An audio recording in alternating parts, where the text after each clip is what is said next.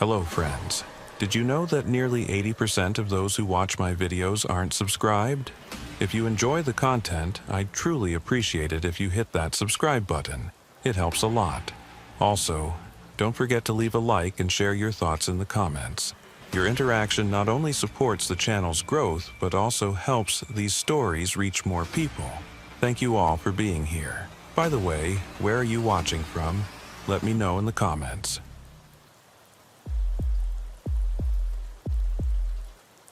The desert night had a weight to it that Thaddeus McCrae had never quite gotten used to, even after 6 years with Border Patrol. It pressed down on everything, thick and heavy, turning the air into something you had to push through with each breath. The beam from his mag light cut a narrow path through the darkness ahead, illuminating patches of creosote bush and ocotillo, their shadows stretching long and distorted across the sand. His boots crunched over the hardpan as he made his way along the fence line, the sound abnormally loud in the stillness. He'd been partnered with Ira Pendleton for about 8 months now, and the man had a way of moving through the desert that made Thaddeus feel clumsy by comparison. Ira was somewhere off to his left, maybe 30 yards out, his own flashlight bobbing like a firefly in the blackness. They were working a grid pattern tonight, checking a stretch of fence that had seen some unusual activity over the past week. Nothing concrete, just sensor hits that didn't add up, tracks that seemed to appear and disappear without rhyme or reason. The kind of thing that made the hair on the back of your neck stand up if you let yourself think about it too long. "You getting anything over there?" Thaddeus called out, his voice sounding strange and flat in the open air. There was a pause, just long enough to make him wonder if Ira had heard him at all, before his partner's response crackled through the radio on his belt. "Nothing but rocks and rattlesnakes," Ira said. "This whole sector's been dead quiet all week. Makes you wonder what tripped those sensors." Thaddeus didn't have an answer for that. He'd seen plenty of false alarms in his time, animals mostly, sometimes just the wind kicking up enough dust to fool the equipment. But there was something about this particular stretch that bothered him, had been bothering him for days now. The sensors here were newer, more reliable, and they'd been going off with a regularity that suggested something more than random wildlife. 3 nights running, always between 2 and 4 in the morning, always in roughly the same spot. And yet, every time they came out to investigate, there was nothing. No tracks, no sign of passage, nothing disturbed. Just empty desert and that oppressive silence. They'd been out here for maybe 40 minutes when Thaddeus spotted the first light. It was off to the southwest, maybe a quarter-mile distant, a pale flicker that reminded him of the emergency flares they sometimes saw found abandoned along the migrant trails. He stopped walking and raised his hand, signaling Ira, even though he knew his partner probably couldn't see the gesture in the dark. The light bobbed once, twice, then seemed to drift sideways, moving parallel to the border fence. It didn't behave like a flare at all. Flares burned steady and bright before guttering out. This thing pulsed, fading almost to nothing before brightening again, and it moved with a deliberate quality that made his chest tighten. "Ira, you seeing this?" He kept his voice low, though he couldn't have said why. The light was too far away for whoever was carrying it to hear him, if it was even a person at all. "Yeah, I got it." Ira's voice had changed, lost that easy drawl it usually carried. "That's not a flare." "No," Thaddeus agreed. "It's not." They watched in silence as the light continued its strange sideways drift, never getting closer, never moving away. Thaddeus pulled out his GPS unit and marked their position, then marked the approximate location of the light. The numbers didn't make sense. According to the GPS, the light was coming from a position that should have been on the Mexican side of the border, but not by much. Maybe 50 yards, maybe less. He frowned at the screen, tapped it a couple times to make sure it was working properly. The numbers shifted slightly, jumping a few meters to the east, then back again. "GPS is acting weird," he said. "You getting the same thing?" There was another pause, longer this time, before Ira responded. "Yeah, mine's jumping around like it can't decide where we are. Says we're in 3 different spots at once. That wasn't right. The units were supposed to be accurate to within a few feet. Military-grade hardware that could pinpoint your location anywhere on Earth." Thaddeus shook his unit, which he knew was pointless, but did it anyway, watching as the coordinates flickered and shifted on the display. The light in the distance had stopped moving now. It hung there in the darkness, pulsing slowly, and he got the distinct impression that it was watching them, waiting to see what they would do next. "We should check it out," Ira said, though he didn't sound enthusiastic about the prospect. Thaddeus knew he was right. It was their job to investigate anything unusual, anything that might indicate illegal crossing activity, and yet everything in him wanted to get back in the truck and drive away, file a report in the morning, and let the day shift handle it. He told himself he was being ridiculous, that it was just the darkness and the isolation playing tricks on his nerves. But that feeling wouldn't go away, that sense that they were being watched, that something out there in the desert knew they were here and was interested in them in a way that made his skin crawl. "Yeah," he said, finally. "Yeah, let's go take a look." They moved toward the light in a loose formation, staying maybe 20 feet apart, their flashlights sweeping the ground ahead. The terrain here was rough, full of small washes and clusters of cola cactus that seemed to grab at their pants as they passed. Thaddeus kept one eye on the GPS unit, watching as it continued to misbehave, the coordinates jumping and shifting with every few steps. The light ahead grew no brighter as they approached, which should have been impossible. They'd covered at least 100 yards, maybe more, and it still looked just as distant as it had when they'd first spotted it. "This doesn't make sense," Ira muttered. He'd closed the distance between them, moving closer until they were walking almost side by side. "We should be right on top of it by now." Thaddeus checked the GPS again and felt his stomach drop. According to the unit, they'd moved less than 30 feet from their original position.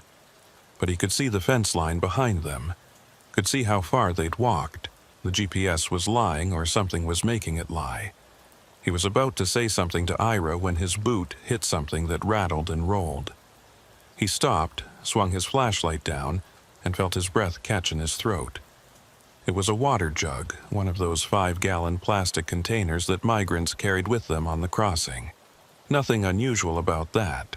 They found them all the time, scattered along the trails like breadcrumbs, abandoned when they got too heavy or the water ran out. But this one was different. It sat upright in the middle of a small clearing, placed there deliberately, and on its surface someone had drawn a symbol in what looked like black marker. The symbol was intricate, all curves and angles that hurt to look at, and as Thaddeus stared at it he felt a strange buzzing sensation start up behind his eyes. "The hell is that?" Ira had moved up beside him, was leaning in to get a better look at the marking. "Some kind of gang sign? I don't know." Thaddeus crouched down, careful not to touch the jug, playing his light over the symbol.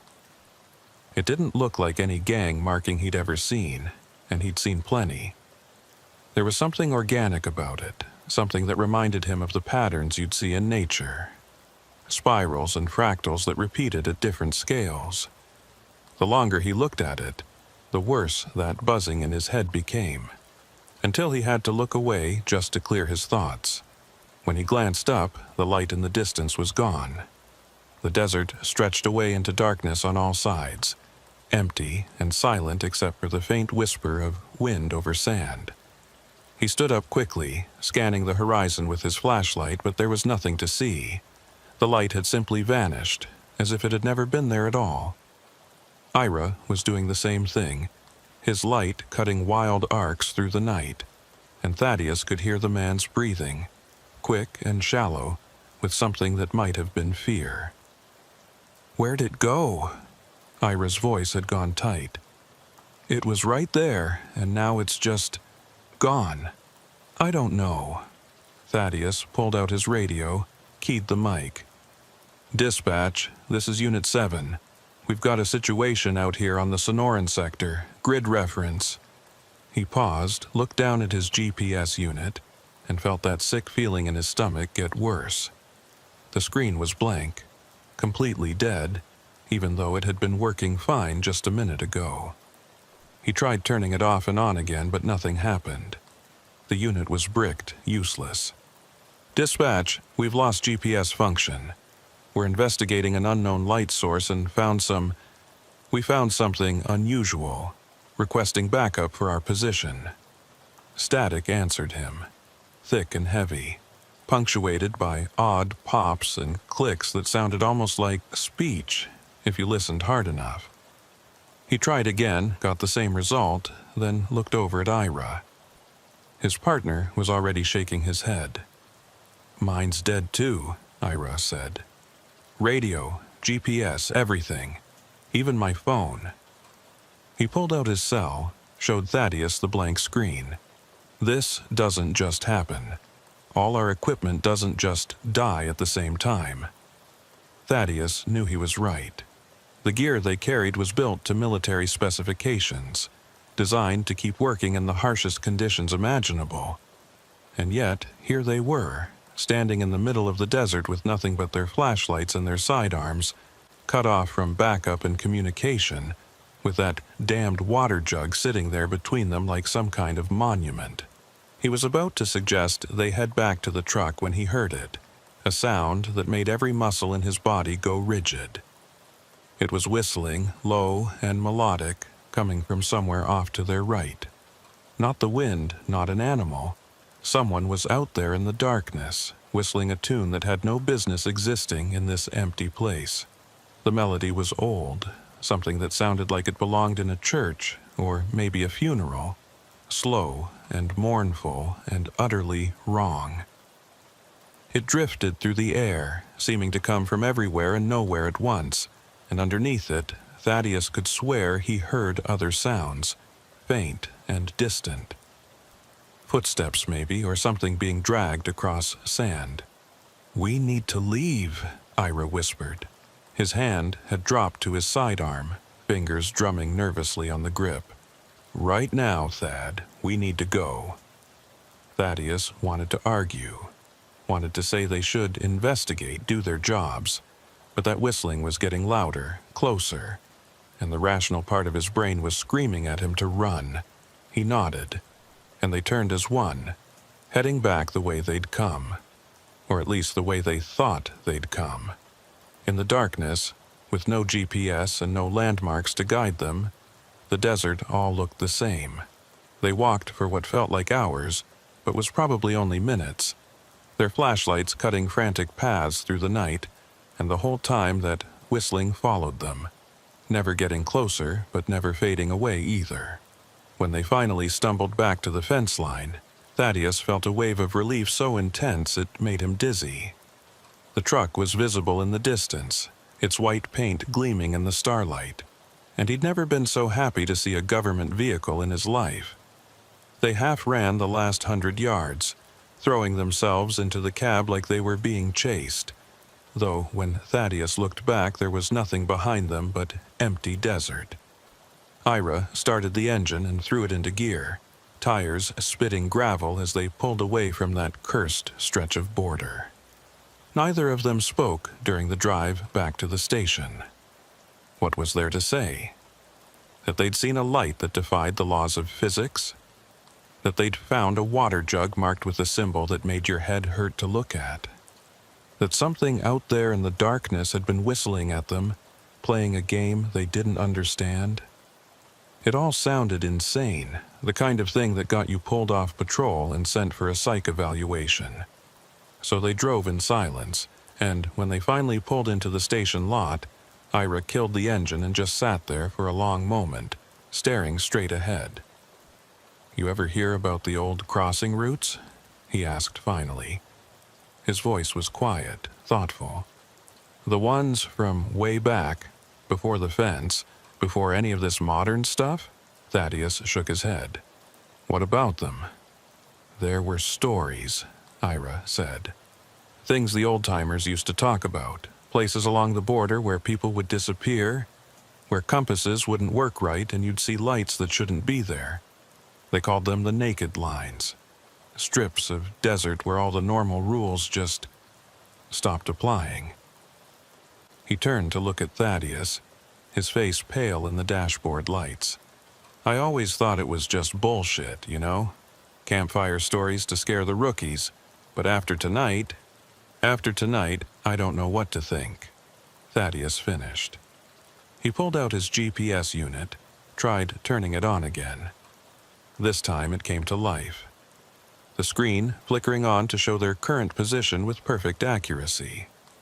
His radio crackled to life as well, dispatch asking for a status update in a bored voice that suggested they had no idea anything unusual had happened. Everything was working again, as if the past hour had been nothing but a shared hallucination. But Thaddeus knew better. He could still hear that whistling in his head, could still see that symbol burned into the water jug. Whatever they'd encountered out there on the naked line, it had been real, and it was still waiting in the darkness, patient and terrible, for the next people foolish enough to go looking for lights that didn't belong. The sun was setting over the Sonoran Desert 3 nights later, when Thaddeus McCrae found himself back at the station, filling out paperwork that should have been simple but somehow wasn't. Every time he tried to write down what had happened out there on the fence line, his pen would hover over the paper and his mind would go blank. How do you explain that your equipment malfunctioned for no reason? That you heard whistling in the middle of nowhere? That a water jug with a strange symbol on it made your head feel like it was splitting apart? In the end, he'd written up something vague about possible smuggler activity and equipment failure, knowing it was inadequate but unable to do better. Ira hadn't been much help either. His partner had grown quiet over the past few days, jumping at shadows and checking his GPS unit constantly as if expecting it to fail again at any moment. They'd been assigned to different sectors since that night, which Thaddeus suspected wasn't coincidental. Someone upstairs had read between the lines of their reports and decided they needed some time apart. That was fine with him. He wasn't sure he wanted to talk about what had happened anyway. Wasn't sure there were words for it that wouldn't make him sound like he'd lost his mind. He was just finishing up the last of the forms when Eula May Kincannon walked into the station. She was a fixture around here, a local ranch hand who'd lived in the area her whole life and knew the desert better than most of the agents ever would. Her family had owned land along the border for 3 generations, and she had a standing arrangement with Border Patrol to report any suspicious activity she came across. She was in her 60s now, weathered and tough as old leather, with eyes that didn't miss much. She nodded at Thaddeus as she approached the desk, her boots leaving dusty prints on the linoleum floor. "Evening, Miss Eula," Thaddeus said, setting down his pen. "What brings you in?" "Found something you might want to see." Her voice was rough, the product of decades of cigarettes and desert wind. "Out on the north edge of my property, near that stretch of fence where your boys have been having all that trouble." Thaddeus felt something cold settle in his stomach. "What kind of something?" Eula May reached into her jacket and pulled out a plastic bag. Inside was another water jug, smaller than the one he and Ira had found, but marked with the same impossible symbol. She set it on the desk between them, and Thaddeus had to resist the urge to push it away. Even through the plastic, even in the fluorescent light of the station, that symbol seemed to writhe and shift, hurting his eyes when he looked at it directly. "Found 3 of these scattered around my northern fence line," Eula May said. "All marked the same way, and that's not all." She pulled out her phone, swiped through a few photos, then turned the screen toward him. "Found these tracks too, Thought at first they might be coyote, but look at the spacing, look at the depth. Thaddeus leaned in to study the photos. The tracks were wrong. That much was immediately clear. They were too large, for one thing, and spaced too far apart, as if whatever had made them had been taking enormous strides. The depth was inconsistent too. Some tracks pressed deep into the sand while others barely made an impression, as if the weight of whatever was walking had been shifting constantly. And there were a lot of them, crisscrossing back and forth across what looked like a quarter-mile stretch of desert. "When did you take these?" he asked. "This morning, just after sunrise." Eula May tucked her phone back into her jacket. "Wasn't there yesterday when I did my rounds? Whatever made them came through last night." She paused, studying his face with those sharp eyes. "You know something about this, don't you? You and that partner of yours found something out there." Thaddeus hesitated. Eula May had lived here her whole life. If anyone would believe him, it would be her. And he found himself suddenly desperate to talk to someone about it, to share the weight of what he'd seen with another person who might understand. He glanced around the station. The place was mostly empty, just a couple of agents on the far side of the room, too far away to overhear. He leaned forward and told her everything in a low voice, watching her face for signs of disbelief or mockery. He found neither. When he finished, Eula May was quiet for a long moment. She pulled out a cigarette, looked at it, then seemed to remember she was inside and put it away again. Finally, she nodded slowly, as if he'd just confirmed something she'd already suspected. "My grandfather used to talk about places like that," she said. "Called them thin spots. Places where the barrier between here and somewhere else got worn down. He said there were a handful of them scattered along the border, and that smart folks stayed away from them after dark." She tapped the plastic bag with one calloused finger. "This symbol? He drew something like this once, told me it was a marker. A warning to anyone who knew how to read it. A warning about what? About crossing over." Eula May's voice had gone flat. "He said there were things that lived in those thin spots. Things that didn't belong here but couldn't quite leave either. They were stuck, see? Trapped between one place and another. And they didn't much like it. Made them angry. Made them dangerous." Thaddeus felt that cold feeling in his stomach spread to his chest. Did he ever say what they were? Where they came from? He had theories, old stories passed down from his own grandfather, who'd heard them from the people who lived here before we did. But theories aren't facts, and stories aren't proof. She stood up, shoving her hands into her jacket pockets. "What I can tell you for certain is that you need to stay away from that stretch of fence. Whatever's out there, it's getting more active, more bold. Those tracks I found, some of them came right up to my fence line, close enough to my house that I should have heard something. But I didn't. It was dead quiet all night, even when whatever it was must have been right outside my window." After Eula May left, Thaddeus sat at his desk for a long time, staring at the water jug in its plastic bag. He should log it as evidence, tag it, and file it away. But something stopped him. Some instinct that said having this thing in the station, even locked up, was a bad idea. In the end, he shoved it in his locker and tried to forget about it, though he knew that wouldn't work. The symbol was already burned into his memory, appearing behind his eyelids every time he blinked. 2 nights later, he was assigned back to the Sonoran sector. He'd requested a different area, tried to get himself moved to literally anywhere else, but there weren't enough agents to go around and someone had to patrol the border. Ira was off duty, which was probably for the best. Thaddeus wasn't sure his partner would have agreed to come back out here, not after what they'd experienced. Instead, he was riding solo tonight, just him and his truck in the desert stretching away into darkness on all sides. The first few hours passed without incident. He drove his usual route, checking sensor stations and scanning the fence line with his spotlight, seeing nothing but empty desert and the occasional kangaroo rat frozen in his beams. The night was clear, the stars so bright they cast faint shadows, and if it weren't for the memory of that whistling, that impossible symbol, he might have found it peaceful.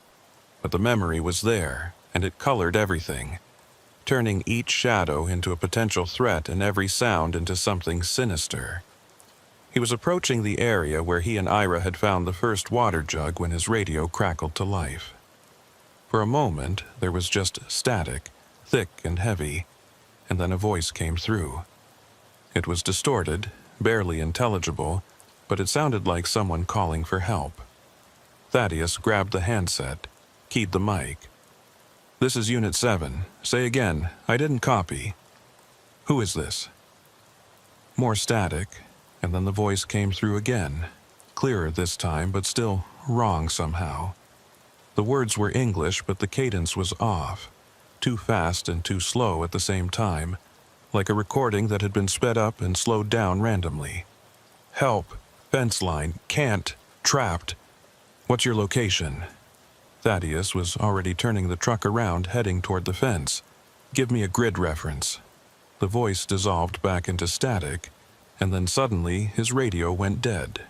Completely silent. Not even the usual background hiss of an open channel. He tried switching frequencies, tried calling dispatch, got nothing. And just like that, he was cut off again, alone in the desert with malfunctioning equipment and a distress call that had come from nowhere. He should turn back. Every instinct he had was screaming at him to turn the truck around and drive back to the station, report the equipment failure, and let someone else deal with it. But if there was really someone out there, someone in trouble, he couldn't just leave them. It was his job to help, to protect, even if it meant going back to a place he'd sworn he'd never return to. He kept driving, watching his GPS unit flicker and jump as he got closer to the naked line, as Ira had called it. The fence came into view, and Thaddeus slowed to a stop, playing his spotlight along the barrier. At first, he saw nothing unusual, just the same steel posts and mesh wire that ran for hundreds of miles in both directions. But then the beam caught something, a flicker of movement near one of the posts, and he felt his breath catch. There was someone there, a figure standing perfectly still on the Mexican side of the fence, facing him. Thaddeus grabbed his flashlight and stepped out of the truck, his other hand resting on his sidearm. The figure didn't move as he approached, didn't react to his presence at all. As he got closer, he could see it was a man, tall and thin, wearing clothes that looked strange even in the dim light. Old-fashioned, like something from 100 years ago, all rough fabric and hand-stitched seams. The man's face was shadowed, hidden beneath the brim of a wide hat, and his hands hung at his sides, completely motionless. "Hey," Thaddeus called out, stopping about 10 feet from the fence. "You okay? You need help?" The figure's head tilted slowly, as if considering the question. When it spoke, its voice was the same distorted sound he'd heard on the radio, that too fast, too slow cadence that made his skin crawl. "Help," it said. "Yes, help. What's wrong? Are you injured?" Thaddeus moved closer, playing his flashlight over the figure. In the beam, he could see the man's clothes were covered in dust, as if he'd been walking through the desert for days. But there was something else, too. Something that made Thaddeus's hand tighten on his sidearm. The dust didn't look right. It was too uniform, too perfectly distributed, as if it had been applied rather than accumulated naturally. "Trapped," the figure said. "Between. Can't cross, can't leave? Between what?" But even as he asked the question, Thaddeus thought he knew the answer. Between here and somewhere else. Between this world and whatever existed in those thin spots Eula May's grandfather had talked about. The figure took a step closer to the fence. and in the flashlight beam, Thaddeus could finally see its face. He wished immediately that he hadn't. It was wrong. Not in any way he could easily describe, but wrong in fundamental ways that his brain refused to process. The features were human, or close enough, but they didn't quite line up correctly. The eyes were too far apart, or maybe too close together, shifting every time he tried to focus on them. The mouth moved when it spoke, but the movements didn't match the words, as if the sounds were coming from somewhere else entirely. And the skin, when the light hit it directly, seemed to ripple and shift like water, revealing glimpses of something underneath that Thaddeus's mind simply couldn't accept. "Stay back," he said, his voice coming out higher than he intended. "Don't come any closer to the fence." The figure stopped, cocking its head at that impossible angle again. "Marked," it said. "The water, the signs. You found them. You saw. What are they? What do they mean?" "Boundary," the figure said. "Warning, stay away. But you came back. They always come back." It raised one hand, pointing at Thaddeus with a finger that seemed too long, too jointed. "You're marked now, too. It knows you. It's watching." Before Thaddeus could respond, the figure took a step backward and seemed to blur, its outline becoming indistinct. For a moment, it looked like there were multiple versions of it standing in the same space, overlapping and out of sync with each other. Then it was gone, simply erased from existence as if it had never been there at all. Thaddeus stood frozen, his flashlight beam illuminating empty desert on the other side of the fence, his heart hammering so hard he thought it might burst from his chest. He ran back to the truck and threw himself inside, locking the doors even though he knew that wouldn't help if that thing decided to come after him. His hands were shaking as he tried the radio again, and this time it worked. Dispatch's voice coming through clear and strong, asking for his status. He told them everything was fine, that he'd had some equipment trouble but it was resolved now, keeping his voice as steady as he could manage. They acknowledged and signed off, apparently satisfied with his explanation.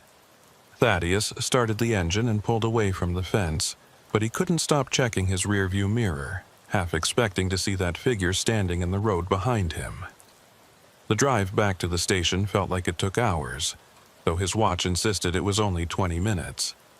When he finally pulled into the lot, he sat in the truck for a long time, trying to slow his breathing, trying to convince himself that what he'd seen was real and not some stress-induced hallucination. But he knew it was real. He could still hear that distorted voice in his head, could still see that wrong face with its shifting features. And worse, he understood what it had meant when it said he was marked. Whatever existed out there in the thin spots, it had noticed him. It knew who he was. And it was watching. Thaddeus didn't sleep that night. He tried, lying in his bed and staring at the ceiling while his mind replayed that encounter at the fence over and over again. Every time he closed his eyes, he saw that figure with its wrong face and shifting features, heard that distorted voice telling him he was marked. The word echoed in his head like a curse, heavy with implications he didn't want to examine too closely. By the time dawn broke, he'd given up on rest entirely and was sitting at his kitchen table with a cup of coffee that had gone cold an hour ago, trying to figure out what to do next. The smart thing would be to request a transfer, get himself assigned to a different sector or even a different state. Put as much distance between himself and that stretch of desert as possible and try to forget any of this had ever happened. But he knew it wouldn't work. Whatever was happening out there, whatever existed in those thin spots, it had noticed him. Yeah, it knew who he was. Running wouldn't change that, wouldn't make him any safer, and besides, there was a part of him, a stubborn, stupid part, that needed to understand what was going on. That needed answers, even if those answers terrified him. He was still sitting there when his phone rang. It was Ira calling from his personal cell instead of going through official channels. That alone was enough to tell Thaddeus this wasn't a routine check-in. He answered on the third ring, and his partner's voice came through tight and strained, barely above a whisper. "Thad, you need to come over here right now. Don't ask questions, just come." "What's wrong? Where are you?" "I'm at home. Please, I need you to see something. I need to know I'm not losing my mind." Thaddeus had known Ira long enough to recognize genuine fear when he heard it. He grabbed his keys and was out the door within 2 minutes, making the 20-minute drive to his partner's house in 15. Ira lived in a small ranch-style home on the outskirts of town, the kind of place with a decent yard and enough space to not hear your neighbors. When Thaddeus pulled up, Ira was waiting on the front porch, looking like he hadn't slept any better than Thaddeus had. His eyes were bloodshot, his hair uncombed, and he was gripping a cup of coffee so hard his knuckles had gone white. "Thanks for coming," Ira said, as Thaddeus climbed the porch steps. "I know this is weird, calling you like this, but I didn't know who else to talk to." He set down his coffee cup, and Thaddeus noticed his hands were shaking. "Come around back. I need to show you something." They walked around the side of the house to the backyard, which was mostly dirt and scrub grass with a few mesquite trees providing shade. Ira led him to the far corner of the property, near the fence that separated his yard from the open desert beyond. There, scattered across maybe a 15-foot radius, were water jugs. Dozens of them, all the same size and type they'd been finding along the border, and every single one was marked with that symbol. The same intricate pattern of curves and angles that hurt to look at, drawn in black marker on the plastic surface. "I woke up this morning and found them like this," Ira said. His voice was shaking now too, matching his hands. "All of them just here on my property, in my yard." He turned to look at Thaddeus, and there was something desperate in his eyes. "How did they get here? Who put them here? I've got motion sensor lights all over this place, cameras on the corners of the house. Nothing triggered, nothing recorded. They just appeared." Thaddeus moved closer to examine the jugs. They were arranged in a pattern, he realized, though not one he could immediately recognize. It reminded him of the stone circle they'd found in the desert that first night. That same sense of deliberate placement and hidden meaning.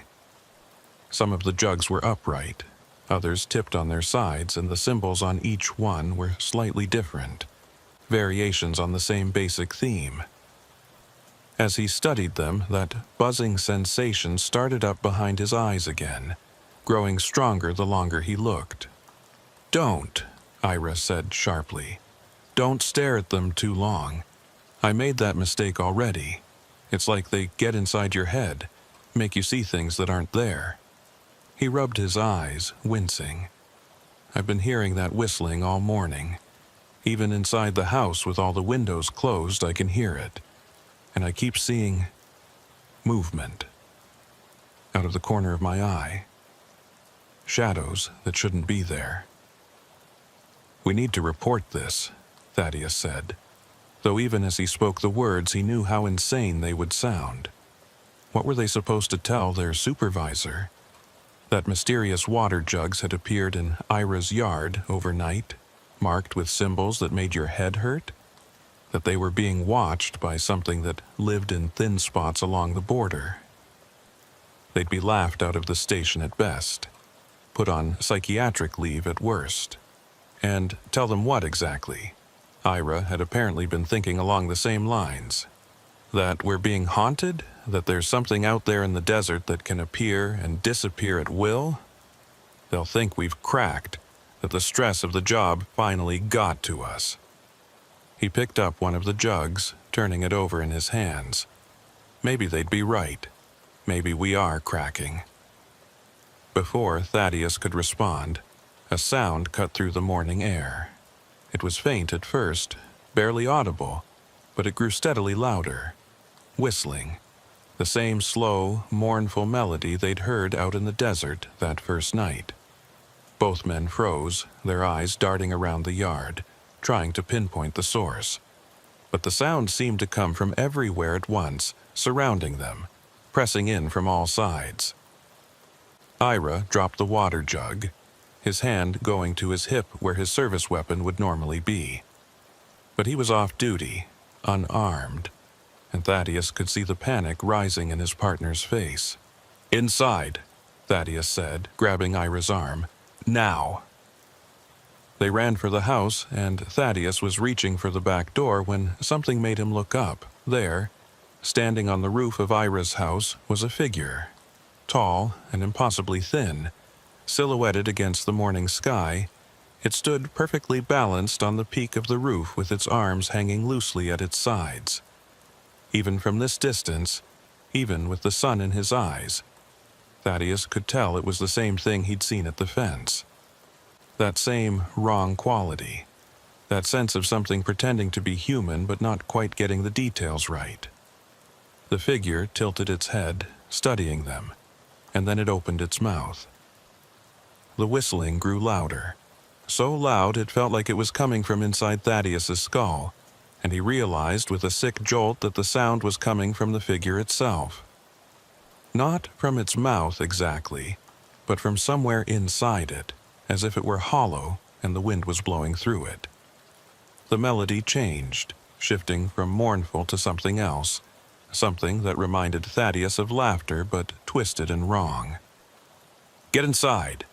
Ira yanked the door open and shoved Thaddeus through, following close behind and slamming it shut. They stood in the kitchen, breathing hard, while that whistling continued outside.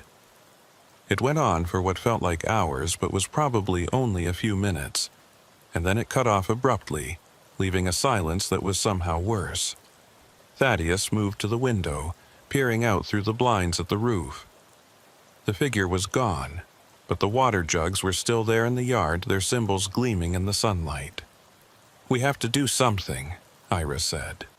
He'd moved to the sink, was splashing water on his face with shaking hands. "We can't just ignore this. It's not going away. It's getting worse." Thaddeus knew he was right. Whatever was happening, it was escalating. First the lights in the desert, then the water jugs, then the encounter at the fence, and now this. The thing was getting bolder, making its presence known in ways that couldn't be dismissed or rationalized away. It wanted them to know it was there, wanted them to be afraid. And it was working. Thaddeus was more frightened than he'd ever been in his life, including the time he'd been shot at during a drug bust 3 years ago. At least then he'd understood what he was dealing with. This was different. This was something outside the normal rules of reality, and he had no idea how to fight it. "Eula May," he said suddenly. "She might know something. Her grandfather talked about these thin spots, said there were old stories about them. Maybe she knows more than she told me." They left the water jugs where they were, neither of them willing to touch them again, and drove to Eula May's ranch in Ira's truck. The ranch was about 15 miles outside of town, a sprawling property with cattle grazing in the distance and a house that looked like it had been there since the 1800s. Eula May was in the yard when they pulled up, working on an old tractor that had seen better days. She looked up as they approached, took one look at their faces, and set down her wrench. "You boys look like you've seen a ghost," she said. "Or something worse. We need to talk to you," Thaddeus said. "About those thin spots your grandfather mentioned. About what's really out there." Eula May was quiet for a long moment, studying them both with those sharp eyes. Then she nodded slowly and gestured toward the house. "Come on inside. This isn't a conversation to have in the open." They followed her into the house, which was cool and dark after the bright morning sun. She led them to a kitchen that smelled like coffee and old wood, poured them each a cup without asking if they wanted one, and sat down at the table. Thaddeus and Ira took seats across from her, and for a minute nobody spoke. Eula May seemed to be gathering her thoughts, deciding how much to tell them. Finally, she sighed and began. "My grandfather was half Apache," she said. "His grandmother was full-blooded, lived on this land before it was a ranch, before there were borders or fences or any of that. She told him stories about places where the world got thin, places where the barrier between here and the other side wore down to almost nothing." She took a sip of her coffee. "Most people think the other side is heaven or hell, something like that. But according to the old stories, it's not. It's just elsewhere. A place that exists alongside ours but separate from it. And sometimes, in certain spots, the two places get too close together." "What happens when they do?" Ira asked. "Things slip through. Both ways sometimes. Creatures that don't belong here get trapped in between, can't go forward and can't go back. They're stuck, see, caught in a kind of limbo.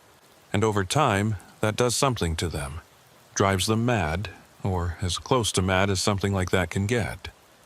They become dangerous, territorial. They start marking their territory, warning others away, but also trying to lure people in." Eula May set down her cup. "The symbols you've been finding? Those are markers, warnings for those who know how to read them, bait for those who don't." "Why us?"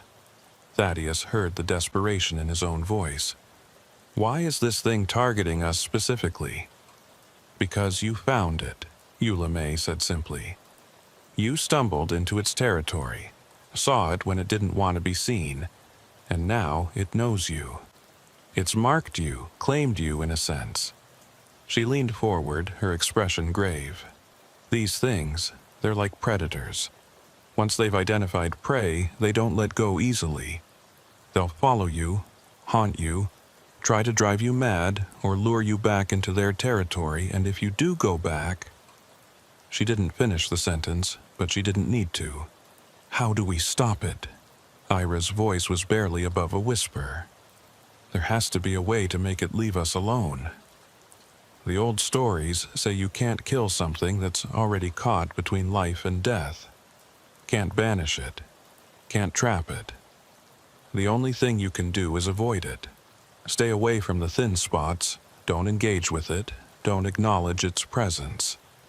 Eventually, if you ignore it long enough, it'll lose interest and move on to someone else." Eula May's expression suggested she didn't entirely believe this would work, but it was the only option she could offer. "Whatever you do, don't go back to that stretch of desert. Don't give it what it wants." They left Eula May's ranch with more questions than answers, but at least now they had some context for what was happening. The drive back to town was quiet, both men lost in their own thoughts. Thaddeus kept thinking about what Eula May had said, about how these things claimed their prey and didn't let go.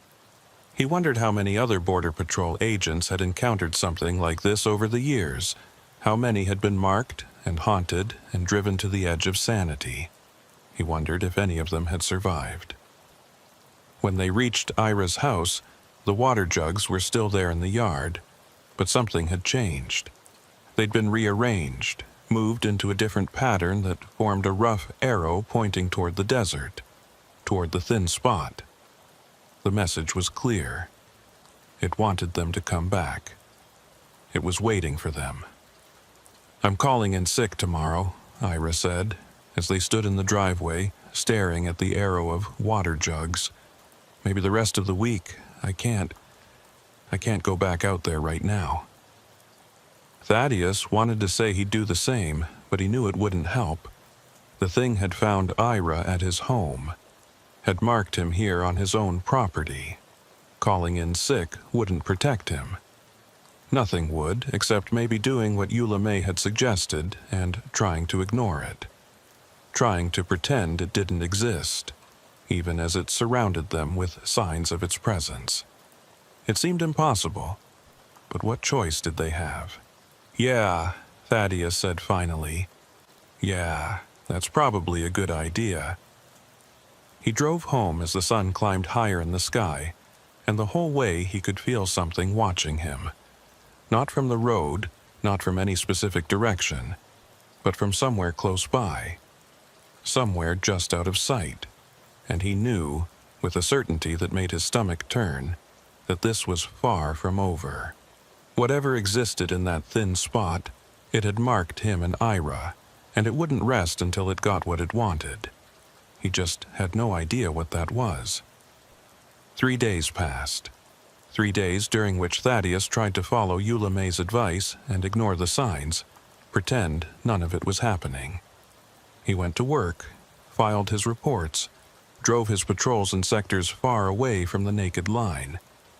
He avoided Ira's calls at first, knowing his partner was struggling even more than he was, not wanting to feed into the shared paranoia that was threatening to consume them both. He tried to sleep, tried to eat, tried to maintain some semblance of normalcy, but it was like trying to hold water in his hands. Everything kept slipping away. The whistling followed him everywhere. Sometimes it was faint, barely audible beneath the sound of traffic or the hum of the station's air conditioning. Other times it was loud enough to make his teeth ache, that same mournful melody cutting through everything else. He'd be sitting at his desk and suddenly hear it, look up to find his coworkers going about their business as if nothing was happening. He'd be driving home, and it would come through his radio, overriding whatever station he'd been listening to. Always that same tune, always just on the edge of comprehension, as if it were trying to tell him something in a language he'd never learned. On the 4th night, he woke up at 3 a.m. to find his bedroom window open. He knew he'd locked it before going to bed, had checked it twice because he'd been checking everything twice lately. But there it was, wide open with the curtains billowing in the desert breeze. And there on his windowsill, placed with deliberate care, was a water jug marked with that symbol. Thaddeus stared at it for a long time, his heart hammering in his chest, before he finally got up and approached. The symbol seemed to glow faintly in the darkness, though he knew that was impossible. It was just marker on plastic, nothing more. He picked up the jug, and the moment his fingers touched it, he felt a jolt run through his body.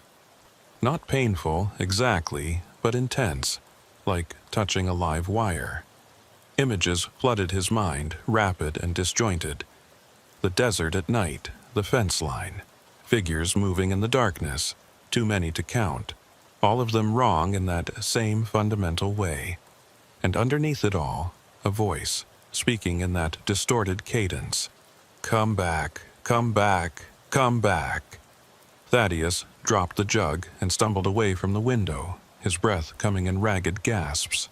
He grabbed his phone and called Ira, not caring that it was the middle of the night. His partner answered on the first ring, sounding wide awake. "It's in my house," Ira said before Thaddeus could speak. "I can hear it moving around downstairs. I locked every door, every window, but it got in anyway. Thad, what do we do? What the hell do we do?" "Stay where you are. I'm coming over." "No, don't. Don't leave your house. I think that's what it wants. It wants us to run, wants us to panic and make mistakes." Ira's voice was shaking, but there was a manic edge to it that worried Thaddeus more than the fear. "I've been thinking about what Eula May said, about how these things claim their territory, mark their prey. What if we're not the prey? What if we're supposed to be something else? What are you talking about?" "The symbols, Thad, the water jugs. They're not just warnings, they're invitations. It's been trying to get us to come back to the thin spot, to cross over. What if that's what it needs? What if it can't leave that place on its own? But if someone willingly enters its territory, it can trade places with them." Ira laughed, a high, brittle sound, like one of those old stories about fairy circles. Step inside and you're trapped forever, but something else gets to step out. Thaddeus wanted to tell him that was crazy, that he was letting the fear twist his thoughts into paranoid delusions. But the more he thought about it, the more sense it made in a horrible, twisted way. All the markers, all the signs, all the encounters, they'd been leading them toward one thing, getting them to voluntarily return to that stretch of desert, to step into the thin spot and let whatever was waiting there take their place in the world. So we don't go, Thaddeus said. We stay away, no matter what. Eventually, it has to give up. Does it? Ira's voice had gone quiet. Does it really? Because I don't think it does. I think it'll keep escalating, keep pushing, until we either break or give it what it wants. And I'm already breaking, Thad. I can feel it. Every time I hear that whistling, every time I see one of those symbols, it's like it's carving pieces out of my mind. How long before there's nothing left? Thaddeus didn't have an answer for that. They talked for a few more minutes, trying to reassure each other, but the words felt hollow and useless. Finally, Ira said he was going to try to get some sleep, though they both knew that was unlikely. After he hung up, Thaddeus sat on the edge of his bed, staring at the water jug on his windowsill, and tried to figure out what to do next. He must have dozed off at some point because the next thing he knew, sunlight was streaming through the open window and his alarm was going off. The water jug was gone. He searched his entire room, looked out the window, checked the rest of the house, but it had vanished as completely as if it had never been there. For a moment, he wondered if he'd dreamed the whole thing, but his window was still open and he could see the faint outline where the jug had sat on the sill, a ring of condensation that hadn't quite evaporated yet. He called Ira again but got no answer. Tried 3 more times over the next hour with the same result. Finally, he drove to his partner's house, feeling a growing sense of dread with every mile. Ira's truck was in the driveway, but the house looked empty, all the curtains drawn and no lights visible inside. Thaddeus knocked on the front door, called out Ira's name, got no response. The door was unlocked, which set off alarm bells immediately. Ira was meticulous about home security, especially after the water jugs had appeared in his yard. Inside, the house was a mess. Not ransacked or torn apart, but disturbed in subtle ways that were somehow worse. Furniture had been moved a few inches out of position. Pictures on the walls hung slightly crooked. The kitchen cabinets were all open, revealing their contents. And everywhere on every surface were water jugs marked with that symbol. Hundreds of them, far more than could fit in the house through normal means, covering the floors and counters and tables like some kind of grotesque infestation. Ira? Thaddeus moved through the house, careful not to touch any of the jugs, his hand resting on his sidearm. Ira, where are you? He found the note in the bedroom, propped against a pillow on the unmade bed.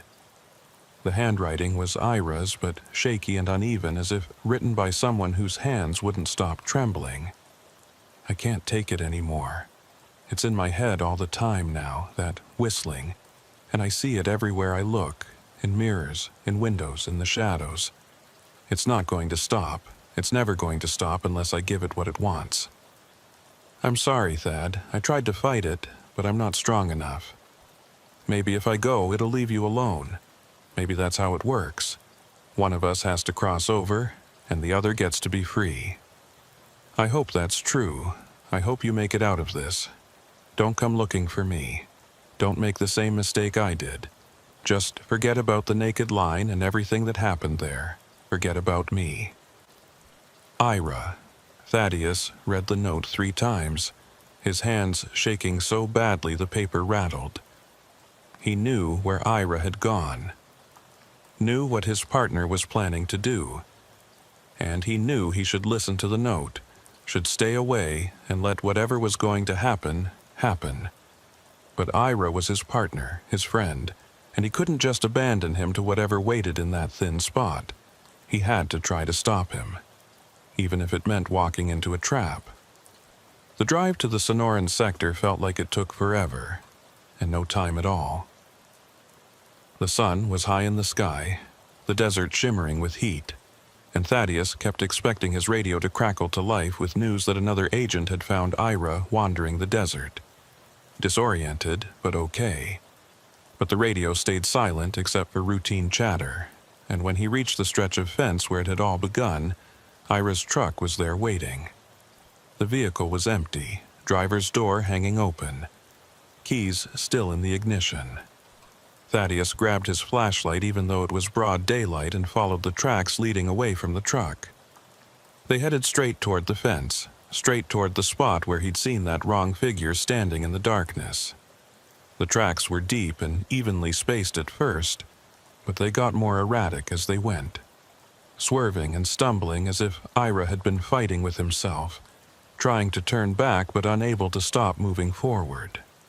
The tracks ended at the fence. No sign of a crossing, no cut wires or dugout sections. They just stopped as if Ira had walked straight through solid metal. Thaddeus stared at the spot, his mind refusing to accept what his eyes were telling him. People couldn't walk through chain-link fencing. It wasn't possible. But the tracks didn't lie, and neither did the single item he found lying on the ground on this side of the barrier. Ira's badge, the metal gleaming in the sunlight, still clipped to its holder. Thaddeus picked it up with trembling hands, and the moment he did, he heard it. The whistling, louder than it had ever been, coming from everywhere and nowhere. The desert around him seemed to darken, even though the sun was still high, shadows lengthening and deepening in ways that defied the laws of physics. And there, standing on the other side of the fence exactly where the tracks ended, was Ira.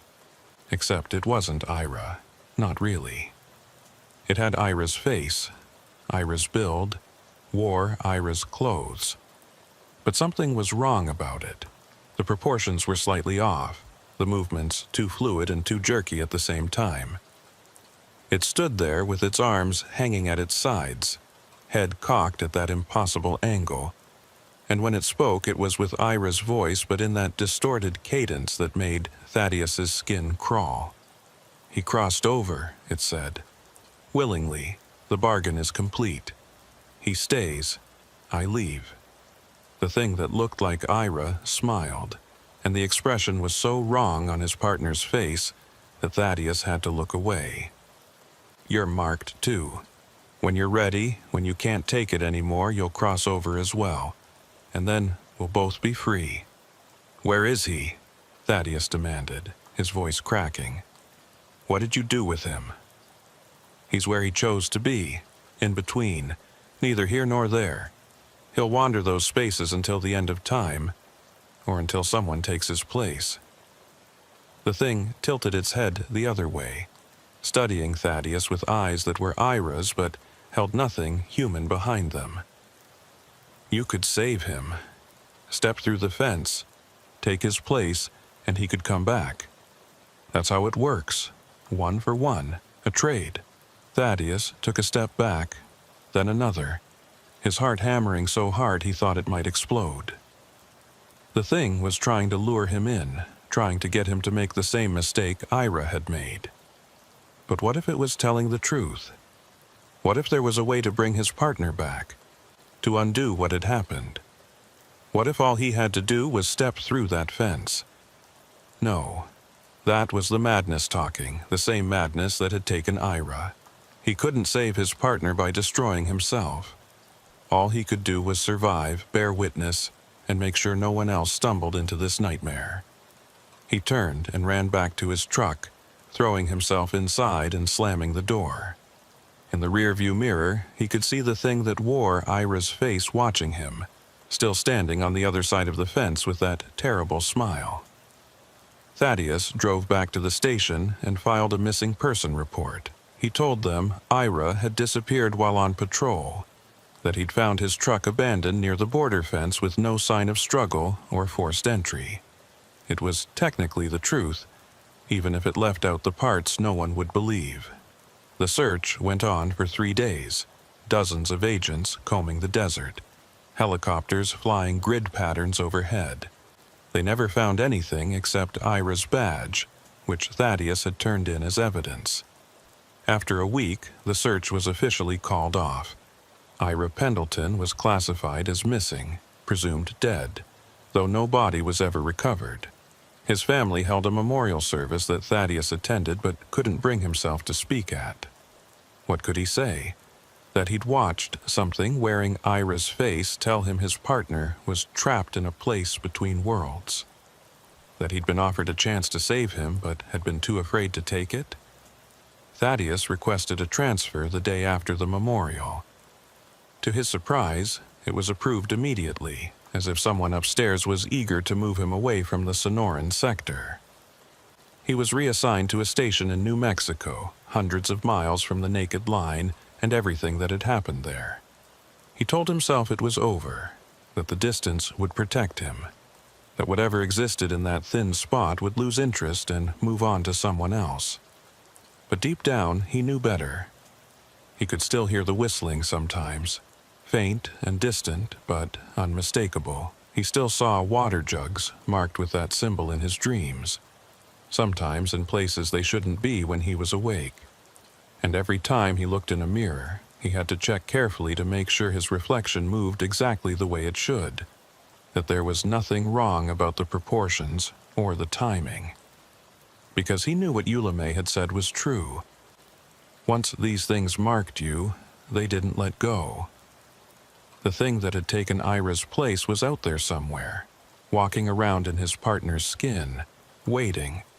And Thaddeus was marked, claimed, just like Ira had been. It was only a matter of time before he either broke like his partner had or found some way to fight back that didn't exist yet. He didn't know which would come first. He just knew that every night when he closed his eyes, he saw that stretch of desert, that fence line, that impossible barrier between here and somewhere else. And he knew that sooner or later, he'd have to go back. 3 months after transferring to New Mexico, Thaddeus was on patrol when his GPS started acting up, the coordinates jumping and shifting in a way that was becoming sickeningly familiar. He looked up from the device and saw it in the distance, a pale flicker of light moving sideways across the desert, pulsing in that same deliberate rhythm. His hands tightened on the steering wheel, and for a long moment he sat there, watching the light, feeling that familiar dread settle into his bones. The Naked Line had found him again, or maybe it had never let him go in the first place. Either way, the message was clear.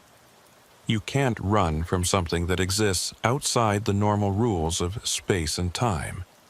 You can only endure it, survive it, and hope that whatever lives in those thin spots eventually finds prey that's easier to claim. Thaddeus put the truck in gear and drove away from the light, refusing to look back. But he could feel it watching him, patient and hungry, as it had been from the very beginning, and he knew that this wasn't over. It would never be over. Not until he either crossed through that invisible barrier himself or found some way to close it forever. He suspected he'd run out of luck long before he figured out which option was possible.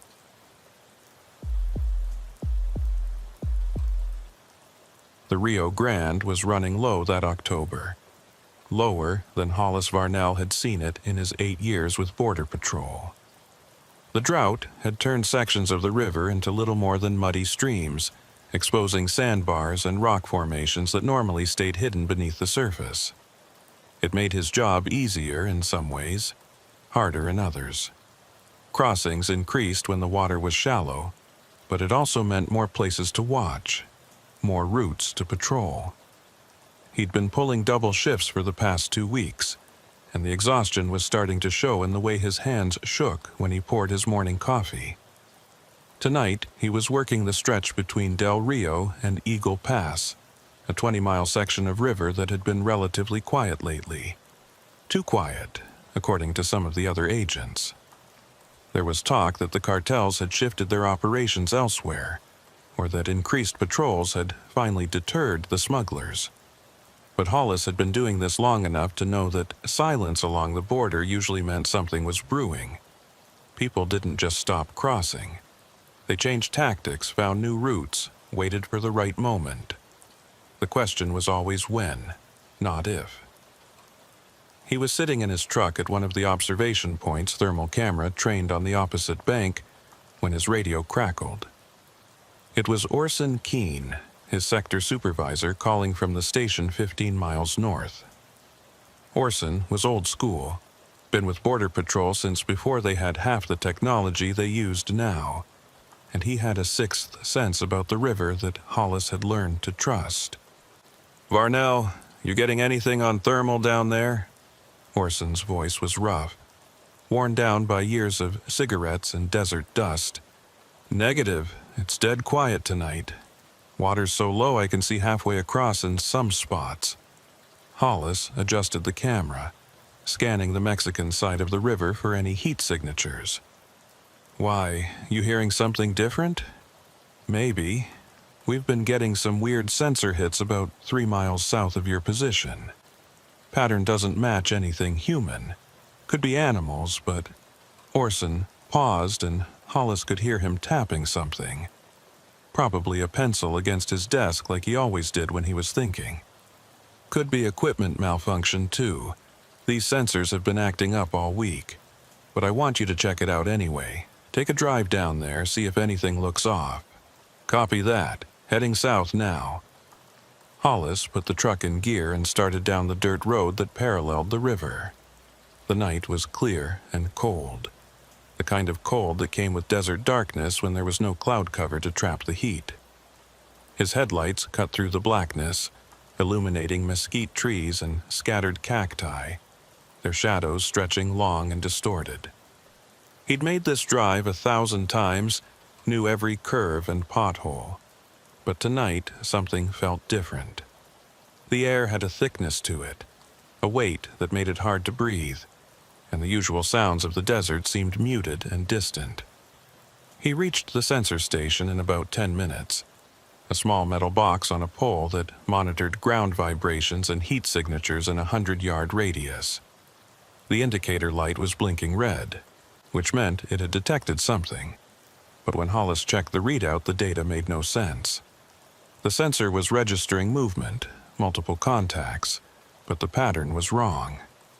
The heat signatures were there 1 second and gone the next, appearing and disappearing in a way that suggested either the sensor was broken or something was moving in and out of the water repeatedly. Hollis grabbed his spotlight and walked down to the riverbank. The Rio Grande stretched away into darkness on both sides, the water moving slowly over exposed rocks and sandbars. He played the light across the surface, watching for ripples or disturbances, but everything looked normal, quiet, empty. He was about to head back to the truck when he noticed something odd about the water itself. In the beam of his spotlight, it looked darker than it should, almost black, and when he crouched down to get a closer look, he realized the surface was perfectly still. No current, no movement at all, as if the river had frozen in place. That wasn't possible. The Rio Grande never stopped flowing, not completely. Even in drought conditions, there was always some current, however slight. But this section of water looked like glass, smooth and unblemished, reflecting the stars above with perfect clarity. Hollis reached out with one hand, intending to touch the surface, but something stopped him. Some instinct deep in his lizard brain that screamed danger, that told him putting his hand in that water would be a mistake he wouldn't live to regret. He pulled back and stood up, his heart rate elevated for reasons he couldn't quite explain. The thermal camera on his belt was beeping, indicating heat signatures nearby, but when he raised it to look, there was nothing there. Just empty riverbank and still water. He was reaching for his radio to report the sensor malfunction when he saw them. Tracks in the mud at the water's edge. Human footprints, bare feet, leading out of the river and up the bank toward the U.S. side. That was strange, but not unprecedented.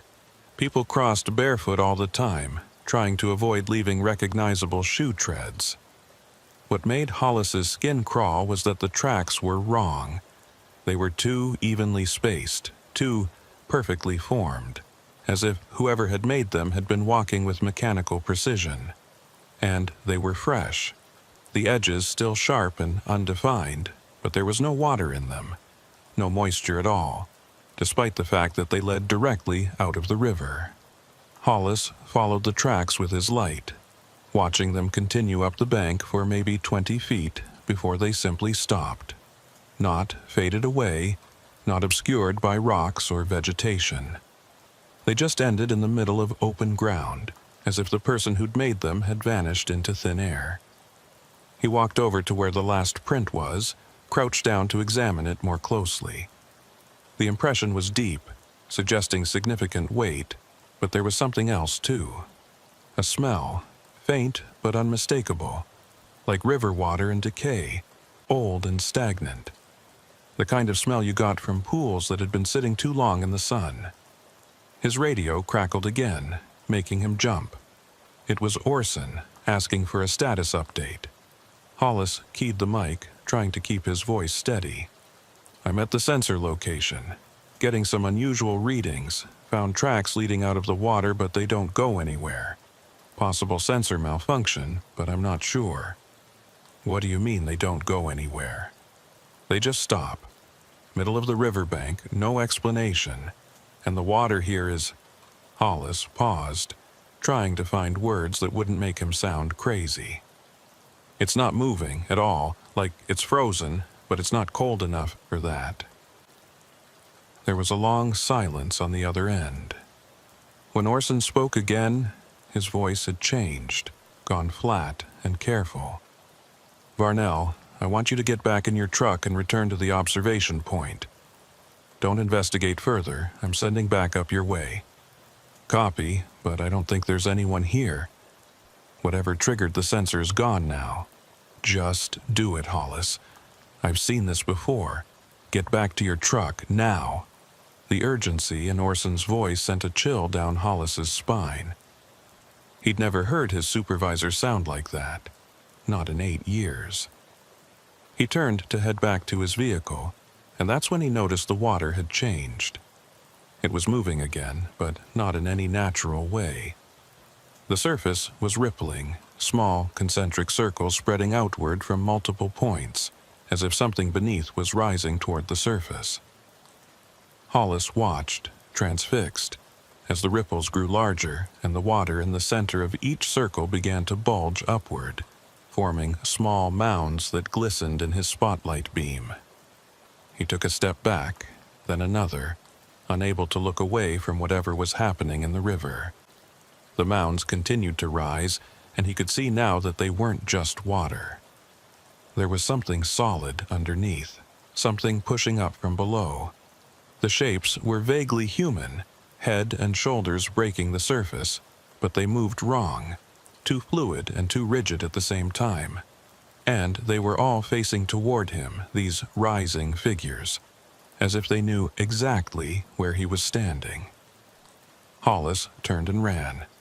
His training told him to assess the threat, maintain visual contact, call for backup, but every survival instinct he possessed was screaming at him to get away from the river, to put as much distance between himself and those things as possible. He made it to his truck and threw himself inside, his hands shaking so badly he could barely get the key in the ignition. The engine roared to life, and he slammed it into gear, tires spinning in the loose dirt as he accelerated away from the riverbank. He'd made it maybe 100 yards when something appeared in his headlights. A figure standing in the middle of the road, perfectly still. Hollis hit the brakes instinctively, and the truck skidded to a stop with the bumper inches from the person. It was a man, or something shaped like a man, standing there barefoot and dripping wet despite the fact that the river was a quarter-mile behind them now. The figure's clothes hung on it strangely, as if they didn't quite fit right, and when the headlights hit its face, Hollis saw that its eyes were wrong. Too large, too reflective, catching the light like an animal's eyes would, but with an intelligence that was distinctly human. The figure tilted its head, studying the truck, and then it smiled. The expression was terrible, too wide and too knowing, revealing teeth that seemed too white and too sharp. It raised one hand and pressed it against the hood of the truck, and Hollis heard metal creak under the pressure. Saw the hood dent inward as if struck by something much heavier than a human hand. Then the figure leaned forward, bringing its face close to the windshield, and opened its mouth. No sound came out, but Hollis could see its throat working, see it forming words that he couldn't hear. His radio exploded into static so loud it hurt his ears. He grabbed for the volume knob, tried to turn it down, but the sound only got worse. Through the white noise, he could hear something else. A voice, or multiple voices layered over each other, speaking in that same distorted cadence he'd heard in the static. They were saying something, repeating it over and over, but he couldn't make out the words. It sounded like his name, or something close to it, but wrong. Backwards, maybe, or in a language that only sounded like English. Hollis threw the truck into reverse and stomped on the gas. The tires shrieked, and the vehicle shot backward, away from the figure in the road. The thing watched him go, still smiling that terrible smile, and then it simply dissolved. 1 second it was there, solid and real, and the next it was just water, splashing down onto the dirt road in a puddle that steamed in the cold night air. Hollis kept reversing until he was a safe distance away, then spun the truck around and headed back north, toward the observation point and away from whatever the hell he'd just encountered. His radio was still screaming static when Orson's voice finally cut through. "Varnell, Hollis, respond. What's your status?" "I'm heading back to the observation point." Hollis's voice sounded strange to his own ears, too high and too fast. "There was something in the road. I don't know what it was. I need backup down here, now." "Already on the way. Just get to a safe position and wait. Don't go near the water again. Do you understand me? Stay away from the river." "What was that thing, Orson? What the hell did I just see?" "We'll talk about it when backup arrives. Just stay in your truck and keep your doors locked." The connection cut out, and Hollis was left alone with the hum of his engine and the sound of his own breathing.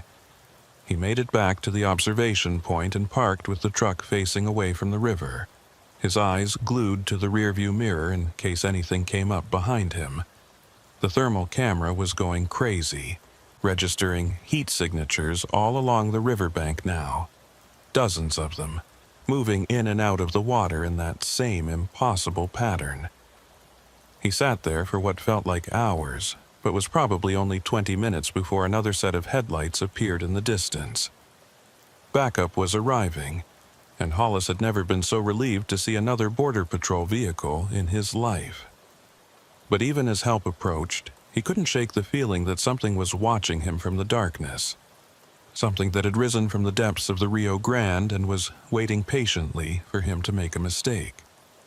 And he had a terrible suspicion that whatever it wasn't finished with him yet. The backup that arrived was a younger agent named Torres, someone Hollis had seen around the station but never worked with directly. Torres pulled up alongside his truck, rolled down his window, and gave him a questioning look that suggested he thought this was probably a false alarm. Hollis couldn't blame him. In the glare of multiple vehicle lights, with the desert looking normal and empty, it was easy to believe nothing had happened. But the memory of that figure in the road, the way it had pressed its hand into the hood of his truck, was still fresh and terrifying. "Keene said you had some kind of encounter down by the river." Torres kept his voice neutral, professional. "What are we looking at here?" Hollis climbed out of his truck and led Torres around to the front. In the headlights, the damage was clearly visible. A handprint pressed deep into the metal of the hood, each finger leaving a distinct impression. The metal had buckled inward, creating a dent that would have taken serious force to make. Torres crouched down to examine it, running his fingers along the edge of the impression, and his skeptical expression slowly changed to something closer to concern. "You're saying someone did this? With their hand?" Torres stood up, looking from the dent to Hollis and back again. "That's not possible. You'd need a hell of a lot of force to dent metal like that." "I know what I saw. There was something, standing in the road when I came back from the sensor station. It put its hand on the hood, and the metal just gave way like it was clay." Hollis pulled out his thermal camera and showed Torres the readings. "And the sensors are still going crazy. Look at all these heat signatures along the river. They're not moving like people should move. They're appearing and disappearing." Torres studied the camera readout, his frown deepening. He was quiet for a long moment, and then he pulled out his radio and called Orson. "Supervisor Keene, this is Torres. I'm at Agent Varnell's location. Can confirm unusual damage to his vehicle and anomalous thermal readings. Request permission to investigate the riverbank." Orson's response was immediate and sharp. "Negative. Do not approach the river. Both of you return to the station immediately. That's an order." Torres looked at Hollis, clearly wanting to argue, but years of training won out. "Copy that. Returning to station." He lowered the radio and shook his head. I've never heard him sound like that before. What the hell is going on down here?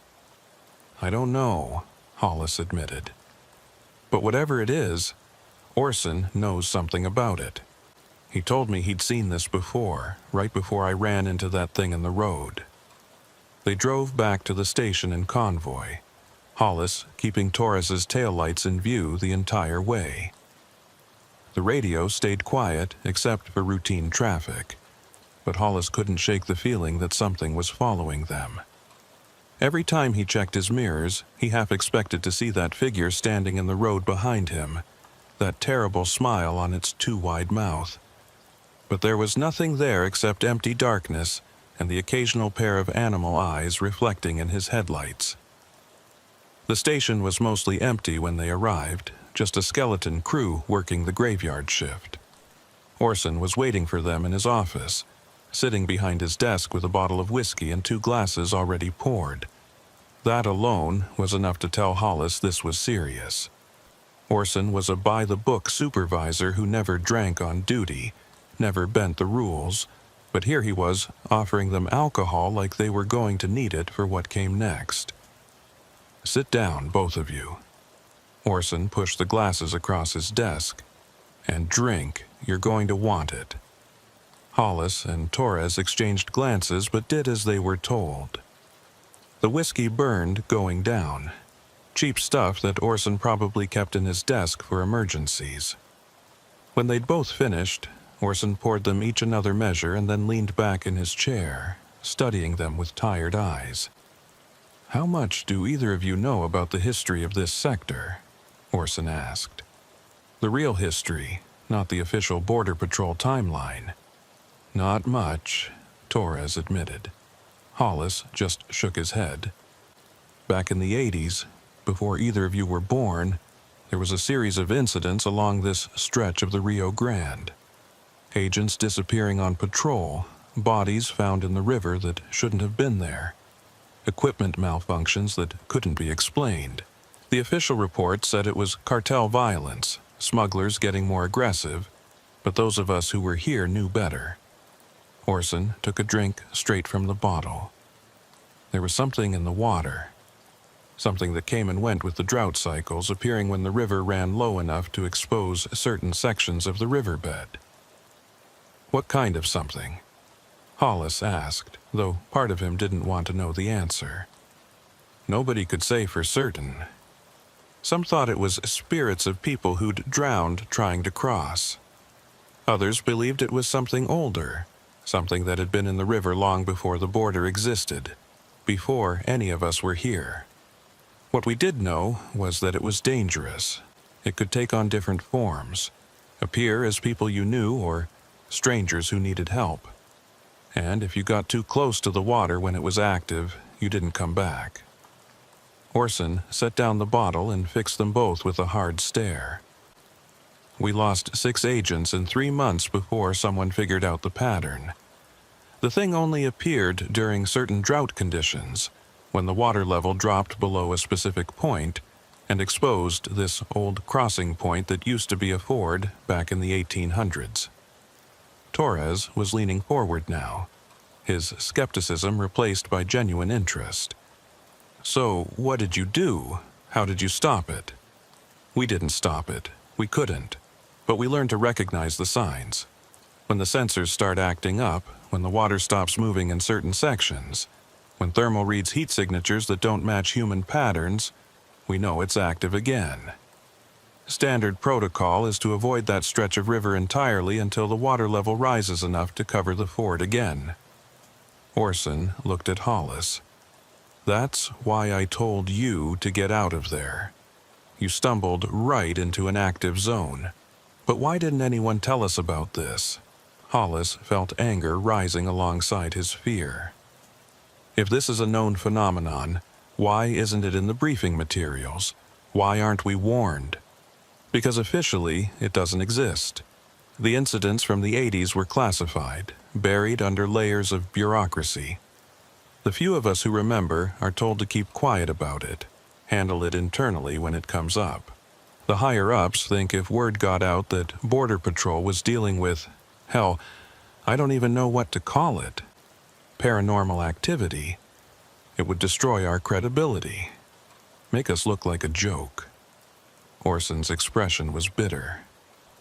"So we keep our mouths shut, and we lose people every few years when someone new stumbles into a situation they don't understand."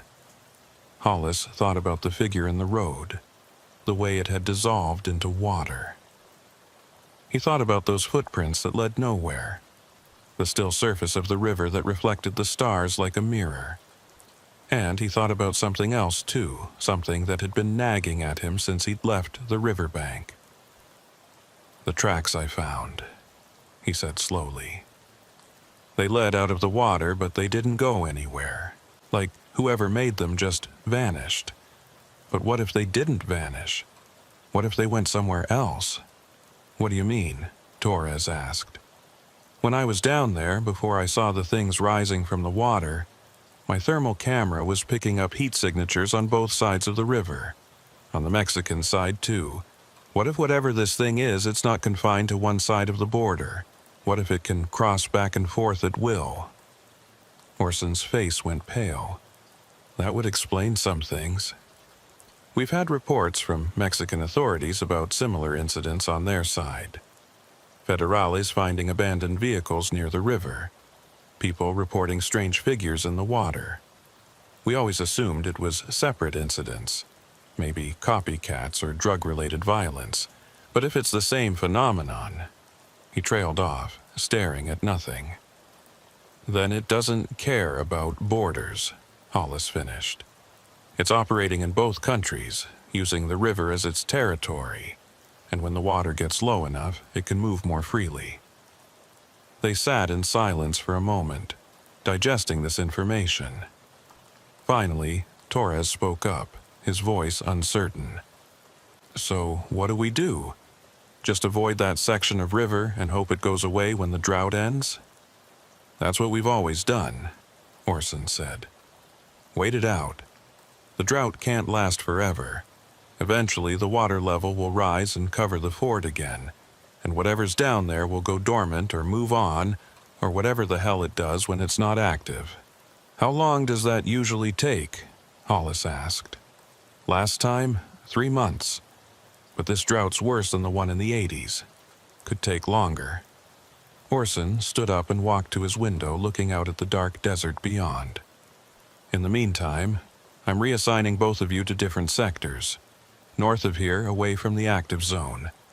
And I'm putting out a notice to all agents to avoid the southern stretch until further notice." "What's the official reason?" Torres asked. "Environmental hazard. Possible chemical contamination in the water. That should be enough to keep people away without raising too many questions." Orson turned back to face them. "And if anyone asks you directly what you saw tonight, you tell them it was a false alarm. Sensor malfunction, nothing more. Understood?" Hollis wanted to argue, wanted to demand that they do something more than just avoid the problem and hope it went away. But he could see the exhaustion in Orson's eyes, the weight of decades of keeping this secret and losing colleagues to something he couldn't explain or fight. So he nodded, accepting the reassignment, and tried to convince himself that staying away from the river would be enough. But that night, lying in bed and staring at the ceiling, he couldn't stop thinking about those figures rising from the water, about the handprint pressed into his truck's hood, about the way that thing in the road had smiled at him, as if it knew something he didn't. And most disturbing of all, he couldn't stop thinking about what Orson had said. People who got too close to the water when it was active didn't come back. He wondered how many agents over the years had disappeared into that river. How many bodies had never been found. How many families had been told their loved ones had died in the line of duty without ever learning the truth about what had taken them. The thought made him sick, but it also made him angry. This thing, whatever it was, had been hunting Border Patrol agents for decades, and nobody was doing anything about it except avoiding the problem and hoping it would solve itself. Hollis knew he should let it go. He'd been reassigned to a safe sector, away from the danger zone. He could put this behind him and go back to his normal patrols, pretend none of it had happened. But there was a part of him that couldn't accept that. A stubborn, maybe stupid part that needed to understand what he'd seen, that needed to find some way to fight back. 2 days later, he was at a local bar trying to unwind when he met Maybelline Stroud. She was a river guide, someone who made her living taking tourists on rafting trips down the Rio Grande during the wetter months. She'd been guiding on the river for 15 years, knew every bend and rapid, every shallow and deep spot. And when Hollis mentioned in passing that he worked Border Patrol on the southern sector, her expression changed. "You work the stretch between Del Rio and Eagle Pass?" she asked, setting down her beer. "Down where the old ford is?" Hollis felt his pulse quicken. "You know about the ford?" "Everyone who works the river knows about it. We stay away from that section, especially during drought years." Maybelline leaned in closer, lowering her voice. "There's something wrong with that part of the river. Has been for as long as I can remember. My grandfather used to guide down there back in the day, before they closed that section to commercial traffic. He told me stories about things he saw in the water, things that looked like people but weren't." "What kind of things?" Hollis kept his voice casual, not wanting to reveal how interested he really was. "He called them the drowned ones. Said they were spirits of people who'd tried to cross the river over the years and didn't make it. Hundreds of them, maybe thousands, all trapped in the water somehow. During droughts, when the old ford gets exposed, they can manifest more strongly, take on physical form." Maybelline studied his face, and something in her expression suggested she knew more than she was saying. "You've seen them, haven't you? That's why you're asking." Hollis hesitated, then nodded. "A few nights ago, down by the ford. One of them appeared in the road in front of my truck. Put a handprint in the hood that dented the metal." "Jesus," Maybelline breathed. "You're lucky you got away. My grandfather said they sometimes try to lure people into the water, appear as someone who needs help, someone in distress. And if you go in after them," she shook her head, "you don't come back out, not alive anyway, and sometimes not at all. Your grandfather ever figure out how to stop them, how to make them go away?" "He didn't think you could. Said they were part of the river now, woven into it somehow. The only thing you could do was respect their territory, stay away when they were active. But he also said—" She paused, seeming to choose her words carefully. "He said there was an old crossing marker somewhere down there. A stone cairn that the original settlers built to mark the ford. He thought maybe if someone removed it, destroyed it, it might break whatever connection these things had to that spot. Did he ever try?" no. He was too afraid of what might happen, afraid that making them angry might be worse than just leaving them alone. Mabeline finished her beer and stood up. Look, I don't know what you're thinking, but if it involves going back to that ford, don't. These things are dangerous. They've taken too many people already. Don't add yourself to the list. But even as she said it, Hollis knew he was going to ignore her advice, because somewhere in that stretch of river was a stone cairn that might be the key to stopping these manifestations. And if there was even a chance he could end this, could prevent other agents from disappearing into the water, he had to try. Even if it meant going back to the one place Orson had ordered him to avoid. Hollis waited 3 days before making his move. 3 days of working his new sector north of the station, acting like everything was normal while his mind kept circling back to what Mabeline had told him about the stone cairn. He knew going back to the ford was stupid, possibly suicidal, but the alternative was accepting that this thing would keep claiming victims indefinitely. That more agents would disappear, more families would get vague explanations about line-of-duty deaths, and nothing would change because everyone was too afraid to confront the problem directly. On the 4th night, he told the station he was taking a personal day. He packed his truck with everything he thought he might need. Extra flashlights, batteries, rope, a crowbar in case the cairn was too heavy to move by hand. He also brought his service weapon, though he had no illusions about what good it would do against something that could dissolve into water.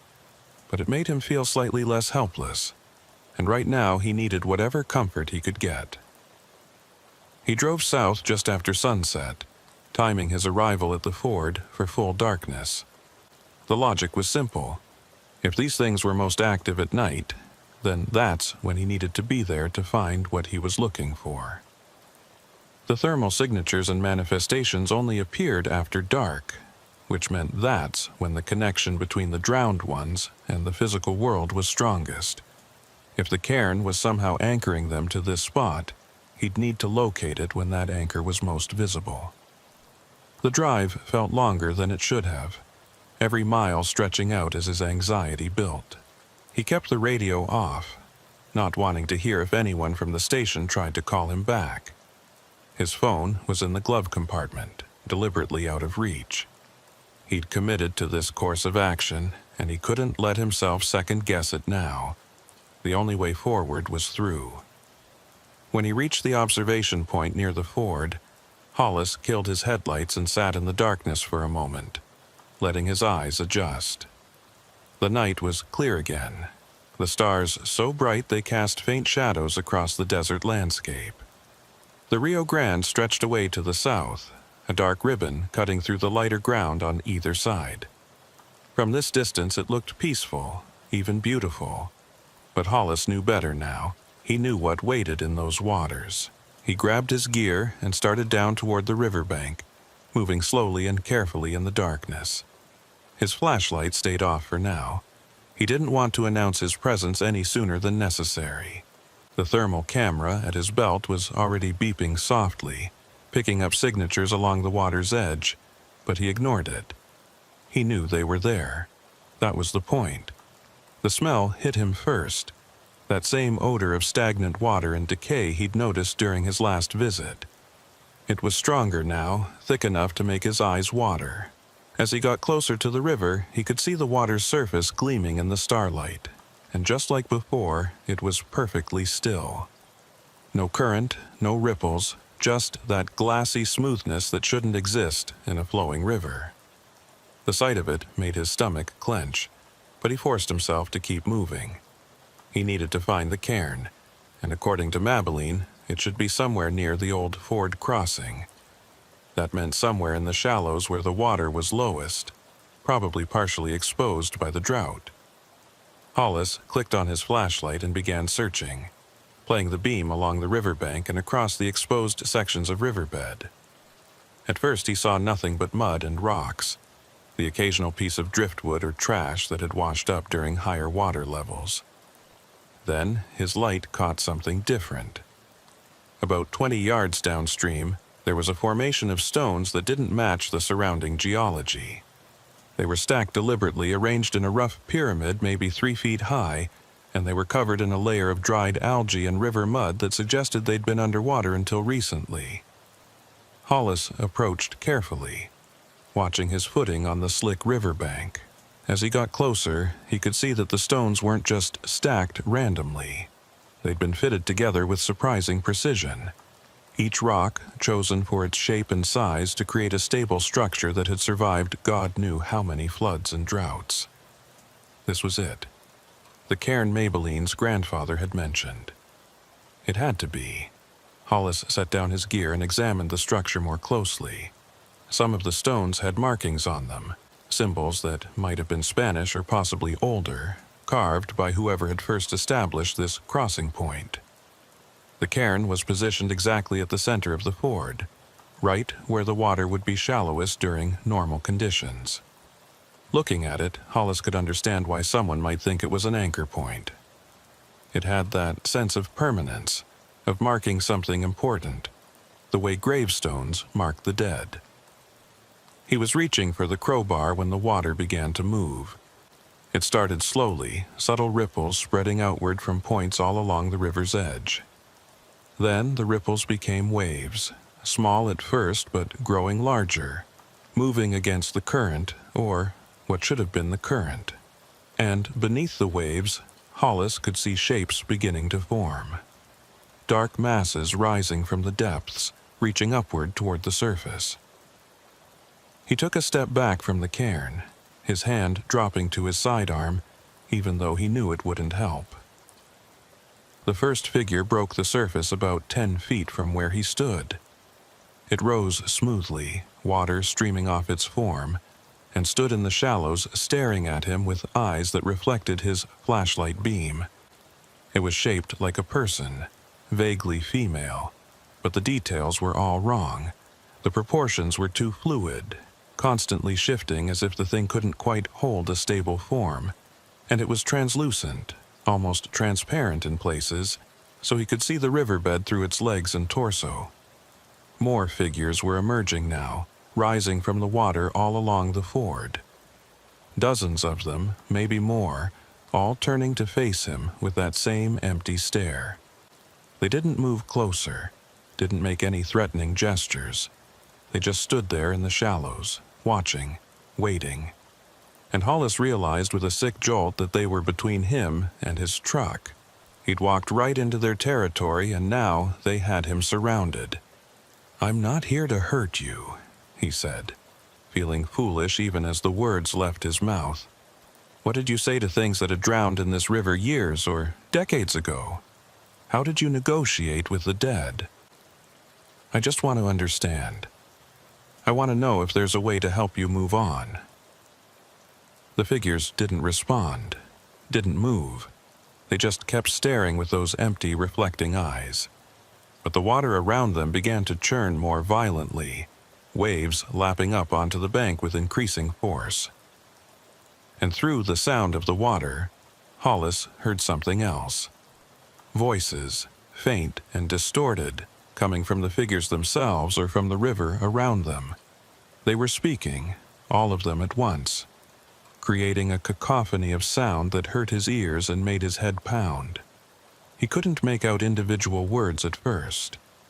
The voices were layered too thickly, overlapping and interfering with each other. But as he listened, patterns began to emerge. Some of the voices were speaking Spanish, others English, and some in languages he didn't recognize at all. They were all saying different things, telling different stories, but the emotional content was the same across all of them. Fear, desperation, the moment of drowning. These were the final thoughts of everyone who died in this river, preserved somehow in the water itself, unable to move on. And they were all looking at him, these drowned voices, as if hoping he could free them. As if the simple act of his presence here, of his acknowledgement, might be enough to release them from whatever held them to this place. The weight of that expectation was crushing, and Hollis felt his resolve waver. How was he supposed to help them? What could one person do against decades or centuries of accumulated death? His radio crackled to life, making him jump. Through the static came Orson's voice, angry and frightened in equal measure. "Varnell, if you can hear me, get out of there right now. I don't know what you think you're doing, but you need to leave immediately. That's a direct order." Hollis grabbed the radio, keyed the mic. "How did you know I was here?" "I know you, Hollis. I knew you wouldn't just let this go. I've been monitoring the sector frequencies, waiting for you to do something stupid." Orson's voice was strained. "Please, just listen to me. You can't help them. Nobody can. All you're doing is putting yourself in danger." "There's a cairn here," Hollis said, keeping his eyes on the figures in the water. They hadn't moved closer, but they hadn't backed away either. "A stone marker at the ford. If I destroy it, maybe I can break whatever's keeping them here. Or maybe you'll make things worse. Maybe that cairn is the only thing keeping them contained to this section of river. You destroy it, and who knows what happens. They could spread, Hollis. They could claim the entire length of the Rio Grande." Orson paused. "I've lost too many people to this thing over the years. I'm not losing you too. Please, just come back to the station and we'll figure something else out." Hollis wanted to believe him. Wanted to think there was another solution that didn't involve him standing in the dark, surrounded by drowned spirits while trying to decide whether to destroy the one landmark that might be controlling them. But he'd seen the way these things operated. They weren't contained. They'd already appeared in the road, had followed him away from the river. The cairn wasn't keeping them locked up. It was anchoring them, giving them a focal point to manifest around. "I'm sorry, Orson," he said, "but I have to try." He dropped the radio and picked up the crowbar, approaching the cairn again.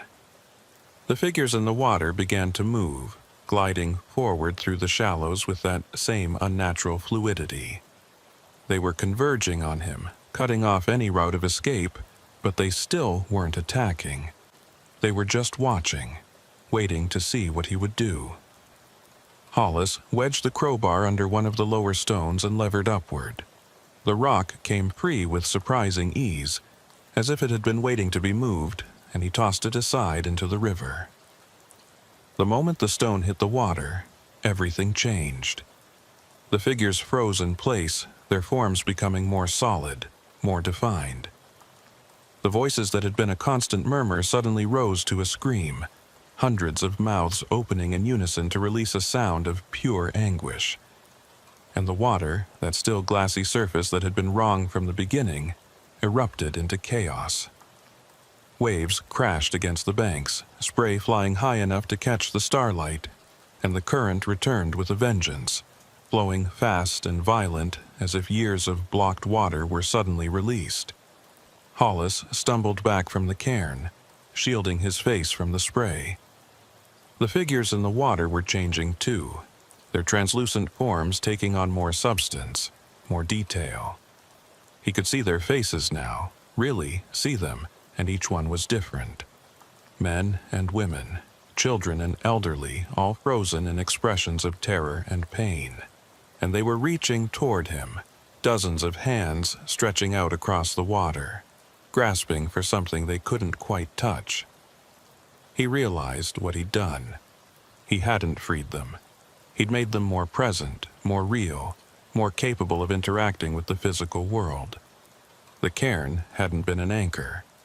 It had been a seal, a barrier keeping them from fully manifesting. And he'd just broken it. "No. No, no," he muttered, grabbing for another stone, thinking maybe if he put it back, if he rebuilt the cairn, he could undo what he'd started. But the moment his hand touched the next rock, the figures surged forward. They moved through the water like it wasn't there, gliding across the surface and up onto the bank, surrounding him completely. Their hands reached for him, cold and wet and solid enough now to grab hold of his clothes, his arms, his legs. The cold was shocking, a bone-deep chill that seemed to freeze his blood in his veins.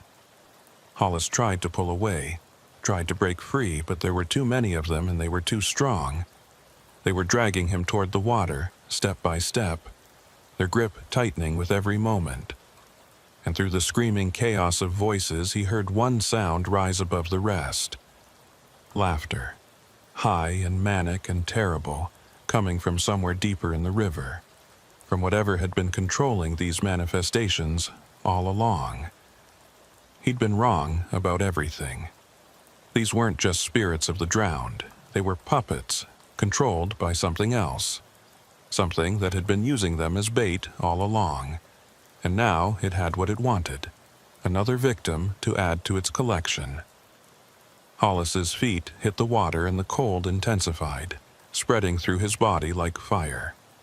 He opened his mouth to scream, and water rushed in, filling his lungs with that same stagnant, rotten taste. The figures pulled him under, down into darkness deeper than the Rio Grande should have been, and the last thing he heard before everything went black was that laughter, echoing through the water like a promise. Hollis woke up coughing water, his lungs burning as he tried to expel the liquid that had filled them. He was lying on his side on something hard and rough, gravel or riverbed, and every breath felt like dragging broken glass through his chest. His vision was blurred, dark shapes moving at the edges that he couldn't quite focus on. For a moment, he thought he was still underwater, still being dragged down by those cold hands. But then his vision cleared enough to see stars overhead and he realized he was on the surface again. But something was wrong. The stars were too bright, too close, as if the atmosphere between him and them had thinned somehow. And the air tasted strange, metallic, and bitter on his tongue. He tried to sit up and immediately regretted it as pain lanced through his head, sharp and intense enough to make his vision white out for a second. When it cleared, he was looking at the Rio Grande, except it wasn't the Rio Grande he knew. The water was black, not the dark blue of nighttime river water, but genuinely black, like oil or tar. It moved sluggishly, thick and viscous, and the surface was covered with a thin film that caught the starlight in iridescent patterns. The smell was overwhelming now, that rot and decay amplified 100-fold until it was almost a physical presence pressing against him. And the river was wider than it should have been, stretching away into darkness on both sides farther than he could see. Hollis struggled to his feet, his legs shaking beneath him.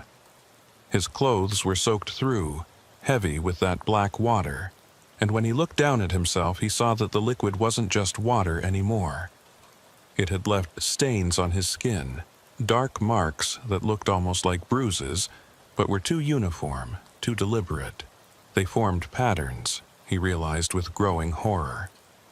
The same kind of symbols he'd seen carved into the stones of the cairn, now written on his flesh in whatever substance this river had become. "You're not on your side anymore," a voice said behind him. Hollis spun around, nearly losing his balance on the slick stones. Standing a few feet away was a figure that looked human at first glance, but the details were all wrong. It wore clothes from a different era, rough woven fabric and hand-stitched leather that might have been frontier attire from the 1800s. Its face was weathered and lined, but the eyes were that same reflective quality he'd seen in the drowned ones, catching light that shouldn't be reaching them. "Where am I?" Hollis managed to ask, his voice coming out as a rasp. "What happened?" "You crossed over," the figure said. "Broke the seal and fell through. This is the between place, where the drowned wait." It gestured toward the Black River. "You can see it now like we do. Not the Rio Grande as it exists in your world, but as it exists here. All the death that's soaked into it over the years, all the suffering.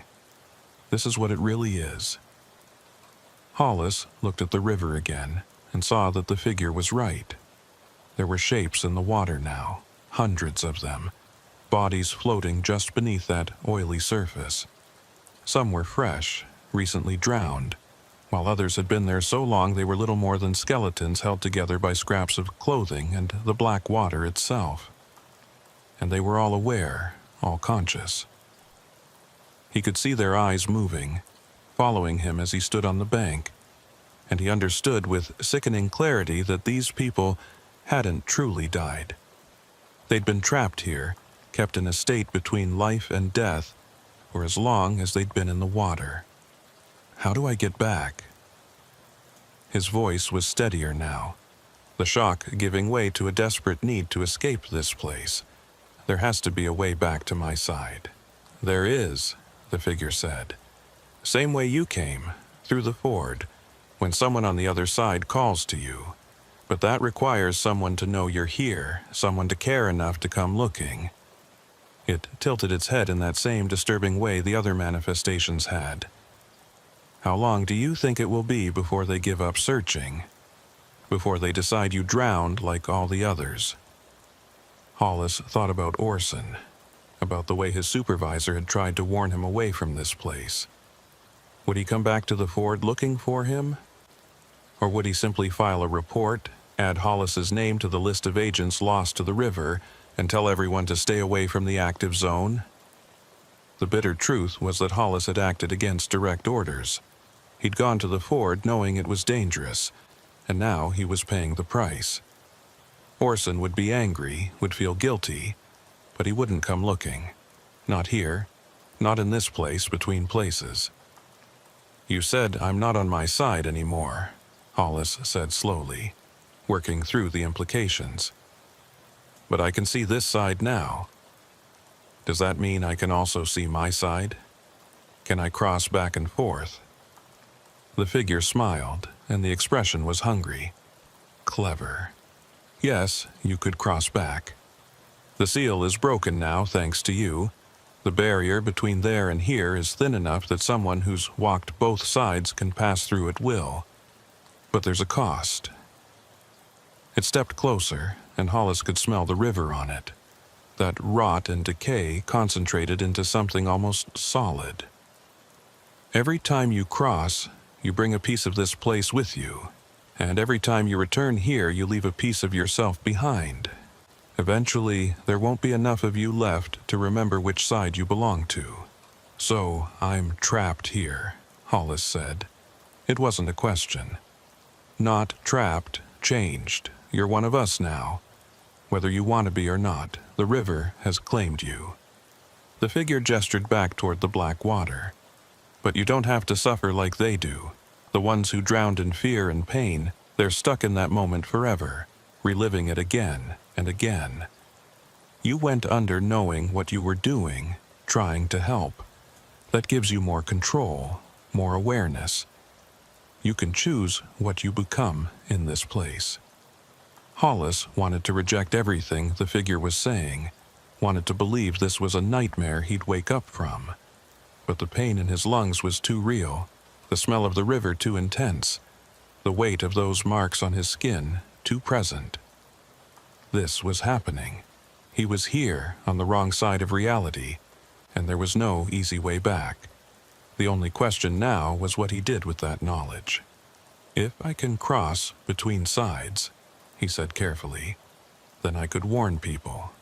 I could keep other agents away from the ford, make sure no one else ends up here. You could try, the figure agreed. But would they listen? Would they believe you? Or would they think you were mad, traumatized by whatever happened at the river? Would they lock you away for your own safety while the ford remains active and the drowned keep calling? It laughed, a sound like water over stones. You broke the seal, Agent. The ford is more active now than it's been in decades. More people will be drawn here, more will cross over, and all you'll be able to do is watch. The figure turned and walked toward the water, its form becoming less solid with each step until it was just a shadow against the black surface. Then it was gone, dissolved back into the river like it had never been there at all. Hollis stood alone on the bank. shivering despite the fact that the air temperature hadn't changed. He looked down at his hands and saw they were starting to become translucent, the same quality he'd seen in the drowned ones. He was changing already, becoming part of this place whether he wanted to or not. He needed to get back to his side, needed to try, at least, even if the cost was pieces of himself left behind. Hollis waded into the black water, feeling it pull at his legs with that same cold grip, and he thought about his truck parked at the observation point, about Orson at the station, about the world he'd left behind when he'd fallen through the broken seal. He focused on those images, using them as an anchor, and pushed forward into deeper water. The transition was instantaneous and disorienting. One moment, he was in the Black River, surrounded by floating bodies and that overwhelming smell of decay. The next, he was in the Rio Grande as it existed in his world, the water clear and cold and moving with normal current. He surfaced gasping, his lungs filling with air that tasted clean despite the desert dust in it. He could see the bank ahead, the familiar landscape of the observation point, and he swam toward it with desperate strokes. When he crawled out onto solid ground, he was shaking so badly he could barely stand. But he was back. He'd made it across. His truck was still there, parked where he'd left it, and when he checked his watch he saw that only an hour had passed since he'd approached the cairn. An hour on his side, though it had felt like much longer in the between place. Time moved differently there, or maybe it didn't move at all. Maybe that was part of the trap, the way it kept the drowned locked in their moment of death forever. Hollis climbed into his truck and started the engine with shaking hands. He needed to get back to the station, needed to tell Orson what had happened. But as he put the vehicle in gear, he caught sight of himself in the rearview mirror and froze. His reflection was wrong. Not dramatically, not in any way that someone else would immediately notice, but he could see it. His features were slightly off, the proportions subtly altered. His eyes reflected light at the wrong angle, and when he moved, there was a fractional delay, as if his reflection was copying him rather than being him. He remembered what the figure had said. "Every time you cross, you bring a piece of this place with you." He was carrying the between place inside him now, visible in that wrong reflection. And it would get worse every time he crossed back and forth. Eventually, he wouldn't be able to tell which side was real and which was the reflection. The radio crackled to life, Orson's voice cutting through his thoughts. "Varnell, this is Keen. What's your status? I'm showing your GPS signal at the ford. Respond immediately." Hollis picked up the handset, tried to speak, but his voice wouldn't work. His throat was full of black water again, that same thick substance he'd coughed up on the other side. He retched, and liquid poured from his mouth, splashing onto the dashboard in dark streams. It pooled in the cup holders and ran down into the cracks between seats, and even as he watched, it began to evaporate, leaving behind those same symbols that marked his skin. "Varnell," Orson sounded panicked now. "If you can hear me, get back to the station right now. I'm coming to get you. Just hold on." Hollis wanted to tell him not to come, that the ford was more dangerous now than it had ever been. But every time he tried to speak, more of that black water came up, and he realized with horror that he was still drowning. Even here on his side, in the physical world, his lungs were full of the river from the between place. He was carrying it with him, and it was killing him slowly. He managed to put the truck in gear and started driving north toward the station. But the road kept shifting, the familiar landmarks becoming strange and unfamiliar. Sometimes he was driving on the dirt track he knew, and sometimes he was on something else, a road that existed in the between place overlaid on the real one. He could see both versions at once, and it was getting harder to tell which one he was actually on. Other vehicles appeared in his headlights, Border Patrol trucks that should have been there, and he tried to flag them down for help. But when they got close, He could see through them, could see that they were reflections or echoes from the other side. The agents driving them were drowned ones, spirits trapped in their moment of death, endlessly patrolling a border that didn't exist anymore. He'd driven maybe 5 miles when he saw someone standing in the road ahead. Another figure, solid and real, waving their arms for him to stop. Hollis hit the brakes and the truck skidded to a halt. The figure approached his window, and he saw it was Mabeline, the river guide. She looked terrified, her face pale and her eyes too wide. "I felt something change at the ford," she said, speaking quickly. "Something big. The whole river feels different now. What did you do down there?" "I broke the seal," Hollis managed to say, his voice barely above a whisper. "I destroyed the cairn and I fell through to the other side. Mabeline, it's not just spirits. There's something else down there, something controlling them. And now it's stronger. The barrier is broken." "Jesus Christ." Mabeline backed away from the truck, shaking her head. "You need to get to a hospital. You need help. Look at yourself, Hollis. You're—" She trailed off, staring at him with an expression of horror that told him his appearance was worse than he'd thought. He looked down at his hands and saw they were becoming translucent again, taking on that same quality as the drowned ones. The marks on his skin were glowing faintly, pulsing in rhythm with his heartbeat. And when he looked at Mabeline, he could see 2 versions of her. One standing by his truck in the real world, and another standing in the black water of the between place, already drowned, already claimed by the river. "It's spreading," he said. "Whatever's on the other side, it's bleeding through into this world now. The ford isn't just a place where people drown anymore, it's a doorway. And I opened it." He coughed, and more black water came up. "You need to warn people. Tell them to stay away from the entire southern sector. Tell them—" He didn't get to finish. The pain in his chest intensified, became crushing, and he slumped forward over the steering wheel. His vision was dimming, and he could feel the pull of the between place dragging at him, trying to pull him back through. He fought against it, trying to hold on to consciousness, but it was like fighting the current of a flooding river, overwhelming and inevitable. When he opened his eyes again, he was standing on the bank of the Black River, back on the wrong side. The truck, Mabeline, the desert night, all of it was gone. He'd crossed over again without meaning to, pulled back by the connection he'd formed when he'd first fallen through. And this time, looking down at himself, he could see he'd left more behind. His hands were almost completely transparent now, and the marks on his skin had spread to cover most of his body. The figure from before was standing nearby, watching him with something that might have been sympathy.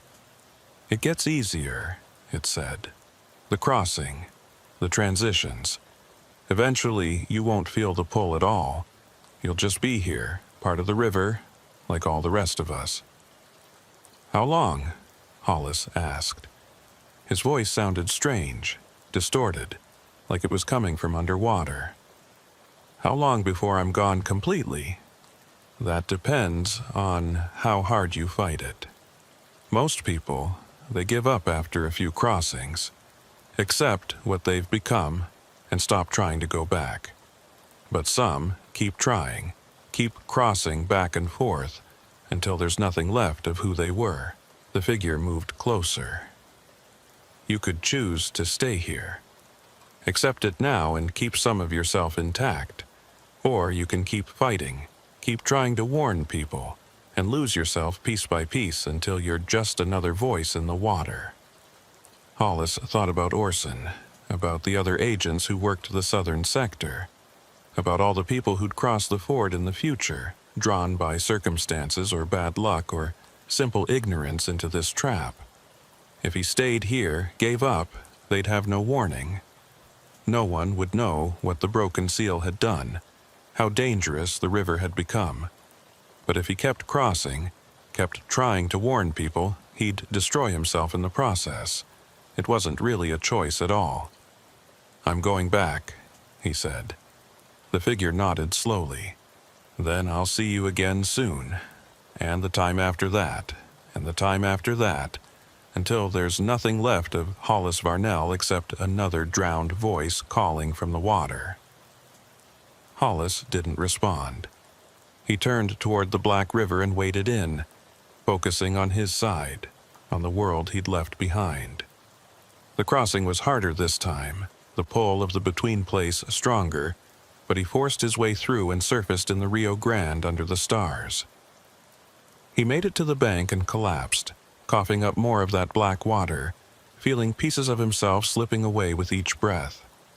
But he was back, and as long as he could keep crossing, as long as he could hold on to enough of himself to remember why he was doing this, he'd keep trying to warn people, keep trying to prevent others from making the same mistake he had, even if it meant losing himself completely in the process.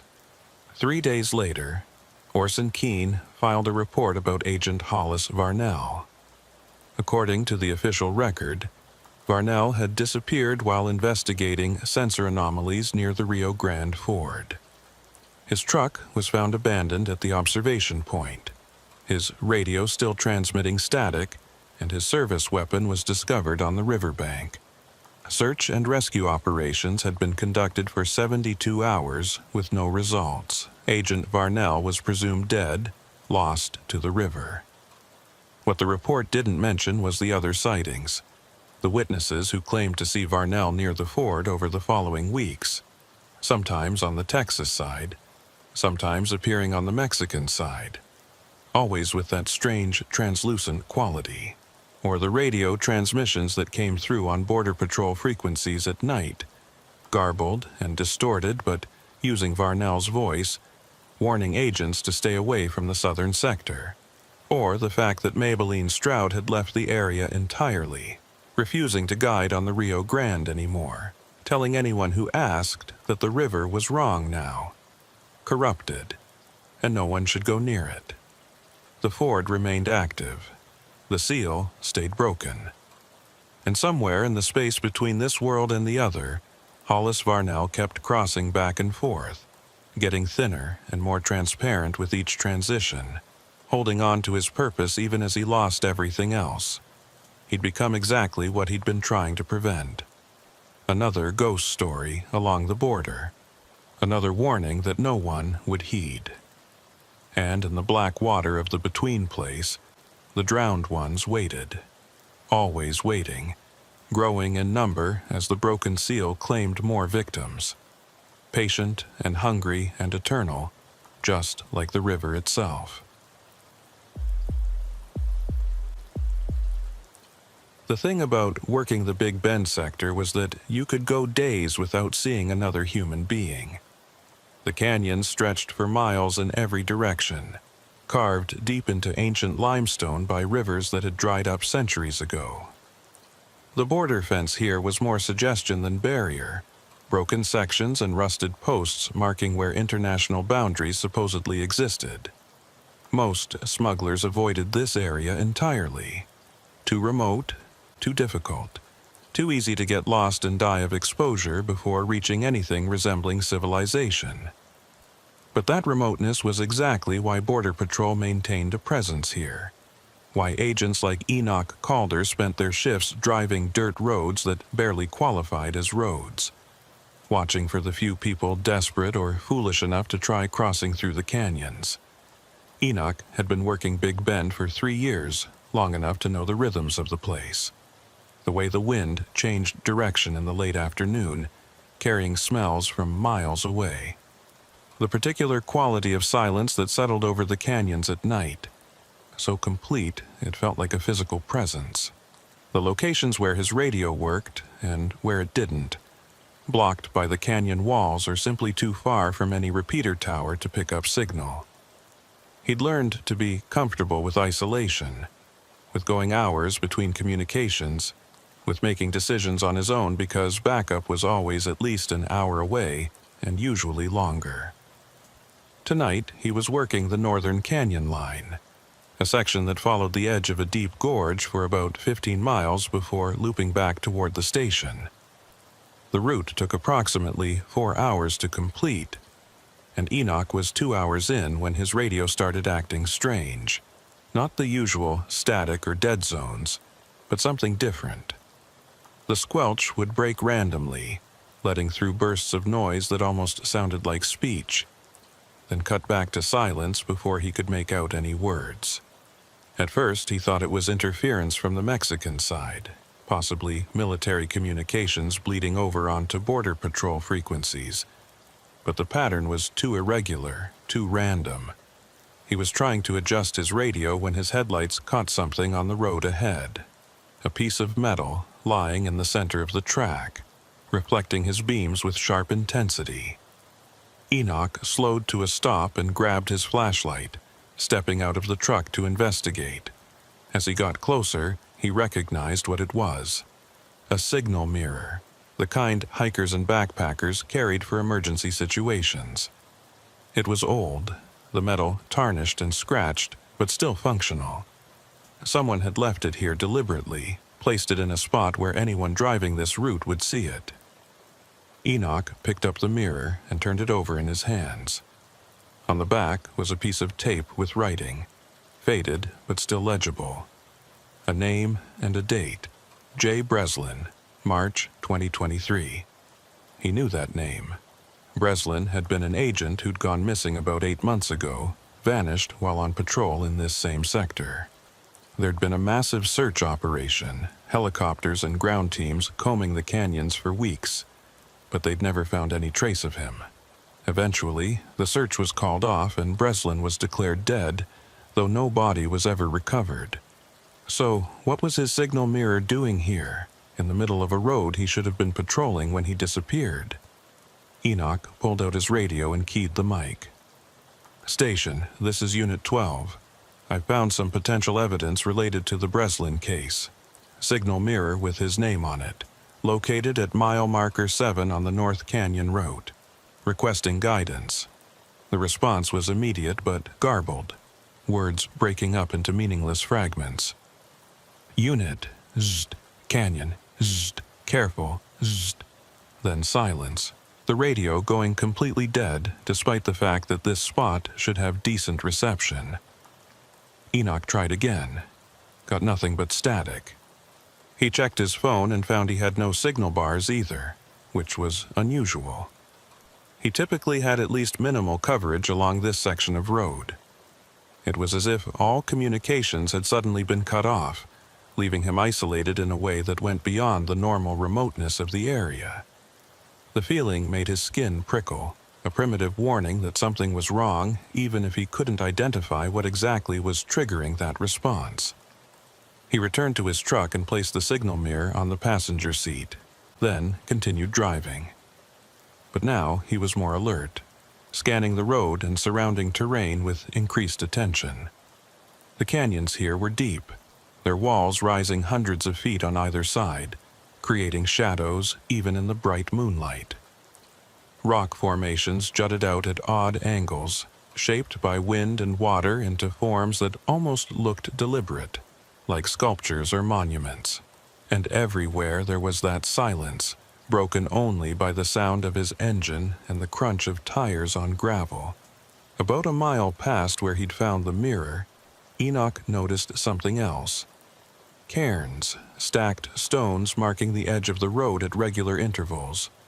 They looked old, weathered by years of exposure, but someone had placed them there deliberately. He'd driven this route dozens of times and had never seen them before. They seemed to have appeared overnight, or maybe he'd simply never noticed them until now, his attention drawn by the discovery of Breslin's mirror.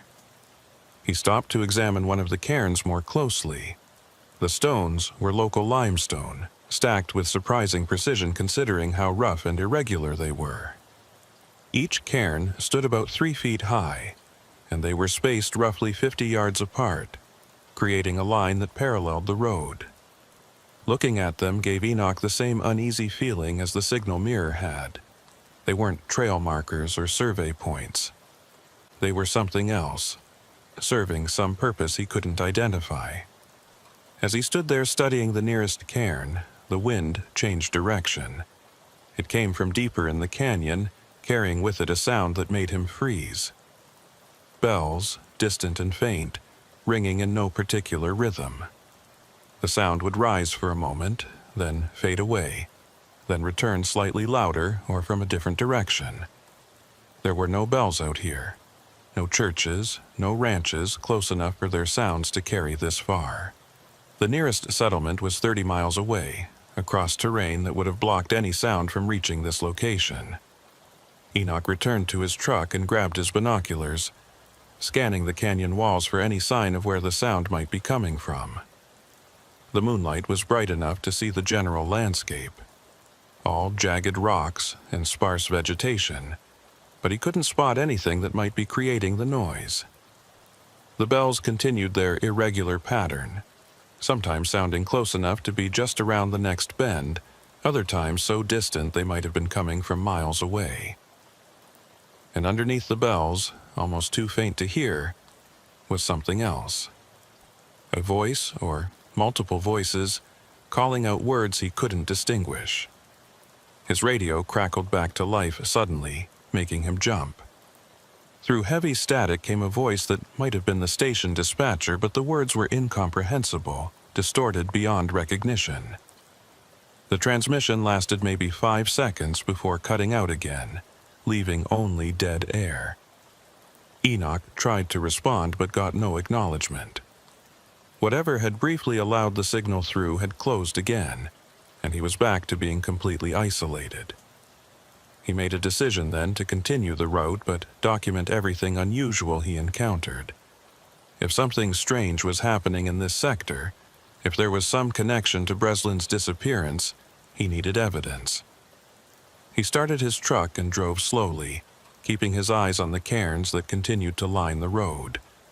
After another half-mile, the stones ended abruptly at a point where the canyon narrowed, the walls closing in until there was barely enough room for his vehicle to pass through. This was the throat, as the agents called it, a natural choke point where the canyon constricted before opening up again into a wider valley. It was also a dead zone for communications, the rock walls too high and too close to allow any signals in or out. Enoch normally drove through it quickly, uncomfortable with the claustrophobic feeling of having several hundred tons of stone looming overhead. But tonight he took it slow, his headlights revealing something he'd never noticed before. There were markings on the canyon walls, scratched or carved into the limestone at about head height. They ran along both sides of the throat, continuing for maybe 100 yards. The marks weren't words or pictures, just lines and angles that might have been some kind of counting system or calendar. They looked old, the edges worn smooth by wind and time, but they were too deliberate to be natural erosion. Someone had spent considerable time and effort creating them, possibly years' worth based on how extensive they were. Enoch stopped the truck in the middle of the throat and got out, playing his flashlight over the markings. Up close, he could see there was a pattern to them. The lines grouped in clusters of varying sizes. 5 marks, then 3, then 7, then 2, repeating in different combinations. It reminded him of something, tickled at a memory he couldn't quite grasp. Then it hit him. Morse code. The pattern wasn't random. Someone had carved a message into the canyon walls using long and short marks to represent dots and dashes. He pulled out his phone and started documenting the marks, taking photos even though he had no signal to send them anywhere. It took him almost 20 minutes to photograph the entire sequence, moving deeper into the throat as he worked. By the time he finished, he'd walked almost to the far end, leaving his truck back near the entrance. That was when he heard the bells again, much louder now, echoing off the canyon walls with enough volume to make his ears ring. The sound was coming from ahead, from the wider valley beyond the throat. Enoch moved forward cautiously, his hand resting on his sidearm, even though he had no idea what good it would do against whatever was making that noise. The throat opened up suddenly, and he found himself standing at the edge of a natural amphitheater, a bowl-shaped depression surrounded by canyon walls on 3 sides. And there, in the center of the bowl, was a structure. It looked like it might have been a line shack once, one of those small shelters that ranchers built in remote areas to use during cattle drives.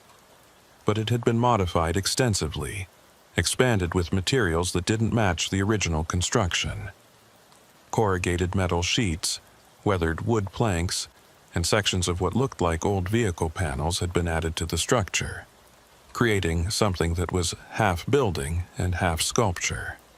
And hanging from every available surface were bells, dozens of them, ranging from small handbells to larger cowbells, all suspended on wires or chains so they'd move in the slightest breeze. The wind gusted through the amphitheater, and all the bells rang at once, creating a cacophony that echoed off the canyon walls and seemed to come from every direction simultaneously. Enoch covered his ears, the sound physically painful in its intensity, and watched as the structure seemed to vibrate from the noise. When the wind died down and the bells fell silent, he cautiously approached, his flashlight beam cutting through the darkness to reveal more details. The walls of the structure were covered in the same kind of markings he'd seen in the throat, but these were more elaborate, more densely packed. They covered every surface, even the bells themselves, creating a maze of lines and angles that hurt to look at for too long. And there was something else too, something that made his stomach clench. Articles of clothing hung from the bells like offerings. Shirts and jackets and hats, all weathered and faded, but still recognizable as Border Patrol uniforms. Enoch moved closer, examining the clothing items. Some were so old they were falling apart, probably dating back decades. Others looked newer, including one jacket that still had a name tape attached. Breslin. The missing agent's jacket, hanging here in this impossible structure in the middle of nowhere, surrounded by bells and markings and the uniforms of God knew how many other agents who'd disappeared over the years. His radio exploded into static so loud it hurt his ears even through the speaker. He grabbed for the volume knob, trying to turn it down, and that's when he heard it. Through the static, clear as day, was a voice. Breslin's voice. He'd heard it enough times in briefings and casual conversation to recognize it. The voice was saying something, repeating the same phrase over and over, but distorted and echoing as if coming from very far away or very deep underground. Line of sight. Lost the line. Can't find the line. Enoch keyed his mic with shaking hands. Breslin? Agent Breslin, is that you? What's your location? The static intensified, became almost unbearable, and then cut off completely. The sudden silence was worse than the noise had been. Enoch stood there in the dark, surrounded by bells and uniforms and impossible markings, and felt the weight of the canyon pressing down on him. Something was very wrong in this sector, had been wrong for a long time, and he just walked right into the middle of it. A sound behind him made him spin around, his hand going to his weapon. But there was nothing there, just empty darkness and the faint outline of the throat where he'd left his truck. Except his truck wasn't where he'd left it. The entrance to the amphitheater was empty. No vehicle visible, no headlights cutting through the night.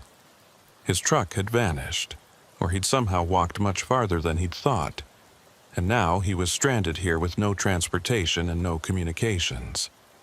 The bells began to ring again, but this time there was no wind. They moved on their own, swaying and chiming in a rhythm that was almost musical, almost deliberate. And in that rhythm, Enoch could hear something else. Voices, multiple voices layered over each other, all saying the same thing Breslin had said. Lost the line. Can't find the line. Line of sight. He backed away from the structure, his heart hammering in his chest, and turned to run back toward where he thought the throat had been. But the landscape had changed. The canyon walls weren't where they should be, and the ground beneath his feet felt wrong, too soft and too unstable.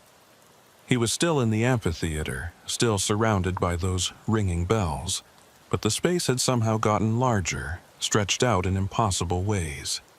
And standing at the edge of his flashlight beam, barely visible in the darkness, was a figure.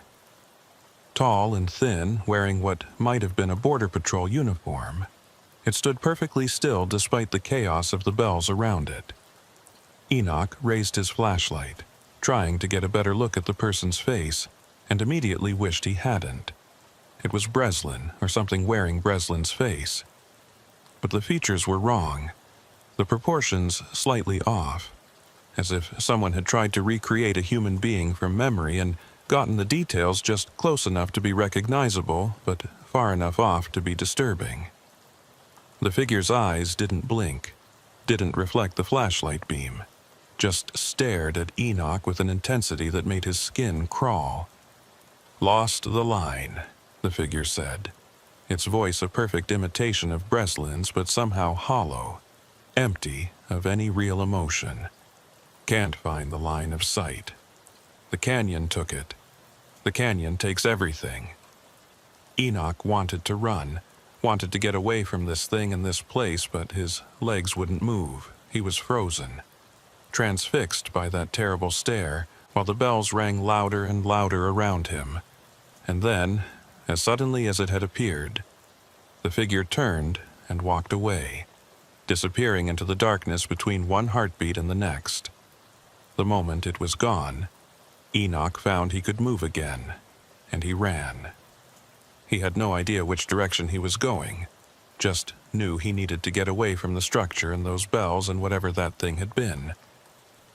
The canyon walls seemed to shift around him as he ran, passages opening and closing in ways that defied the laws of physics. He ran until his lungs burned and his legs gave out, and then he collapsed against a rock face, gasping for air and trying to figure out where he was. When he finally caught his breath and looked up, he saw his truck. It was parked maybe 50 yards away, sitting exactly where he'd left it at the entrance to the throat. Enoch staggered to his feet and stumbled toward the vehicle, not trusting his eyes, but not caring as long as it meant escape. He threw himself into the driver's seat and started the engine, and only then did he notice what was sitting on his dashboard. A bell, small and tarnished, just like the ones that had hung from that structure. It sat there innocently, and as he stared at it, it began to ring softly, moved by vibrations from the engine. The sound filled the cab of his truck, impossibly loud for such a small bell, and Enoch knew with sick certainty that he'd brought something back with him from that place. Something that wasn't finished with him yet. Enoch didn't go back to the station that night. He drove to the nearest overlook, a spot about 10 miles from the amphitheater where the road widened enough to park safely, and he sat there until dawn with the engine running and all the doors locked. The bell on his dashboard had stopped ringing once he'd left the canyon, falling silent in a way that was somehow more disturbing than the sound had been. It just sat there, innocuous and tarnished, but he couldn't bring himself to touch it. Every time he looked at it, he remembered that structure with its dozens of bells and the uniforms of missing agents hanging like prayers to something that shouldn't exist. When the sun finally rose, painting the canyon walls in shades of red and gold, Enoch felt some of the tension drain from his body.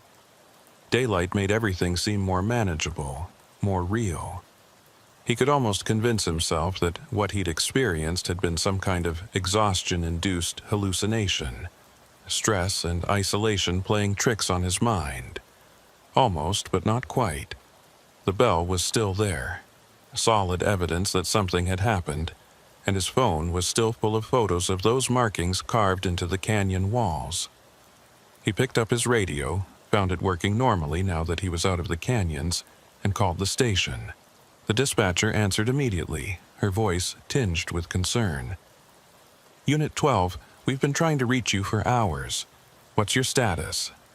I'm fine, Enoch said, though that was a lie. Had some equipment issues in the canyon.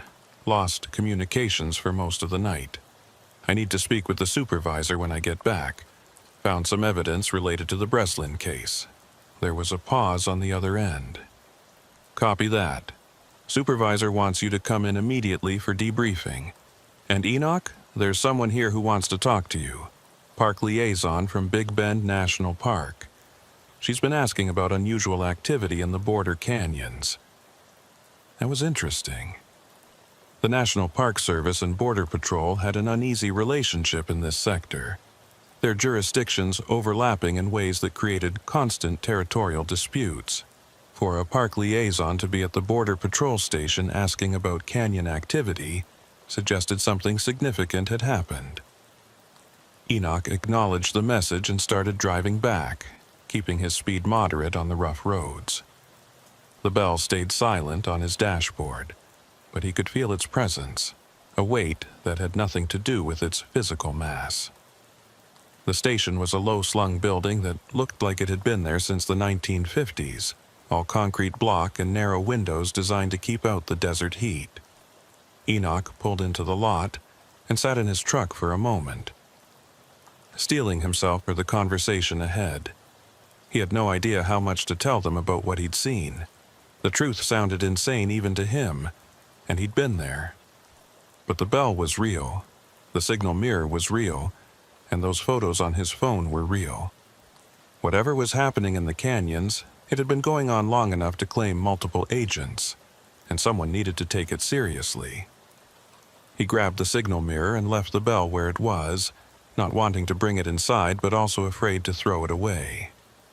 The station's interior was cool and dim after the bright morning sun, the air conditioning working overtime to combat the growing heat.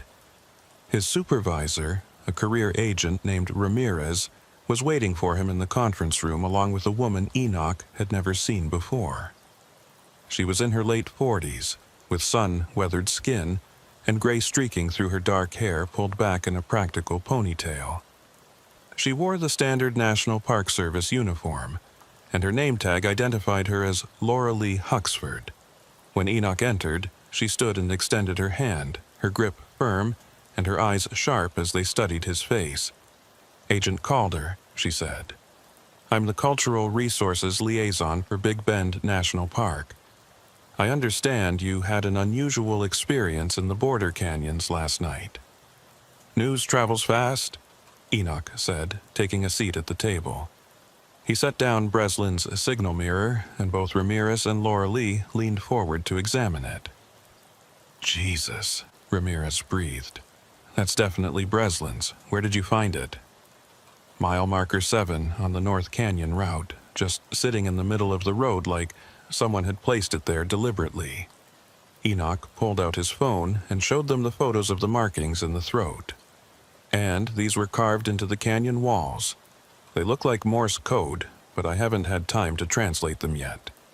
Laura Lee studied the photos with intense interest, zooming in on details and swiping through the images multiple times. "These aren't new," she said finally. "We've documented similar markings throughout the park, dating back at least 100 years. We've always assumed they were created by early settlers or surveyors, but we've never been able to definitively translate them." She looked up at Enoch. "Where exactly did you find these? Which canyon?" "The throat section, just before it opens into the valley." "Why? Have you seen markings like this in other locations?" "Several. Always in narrow sections of canyon, places where the walls close in and create natural choke points."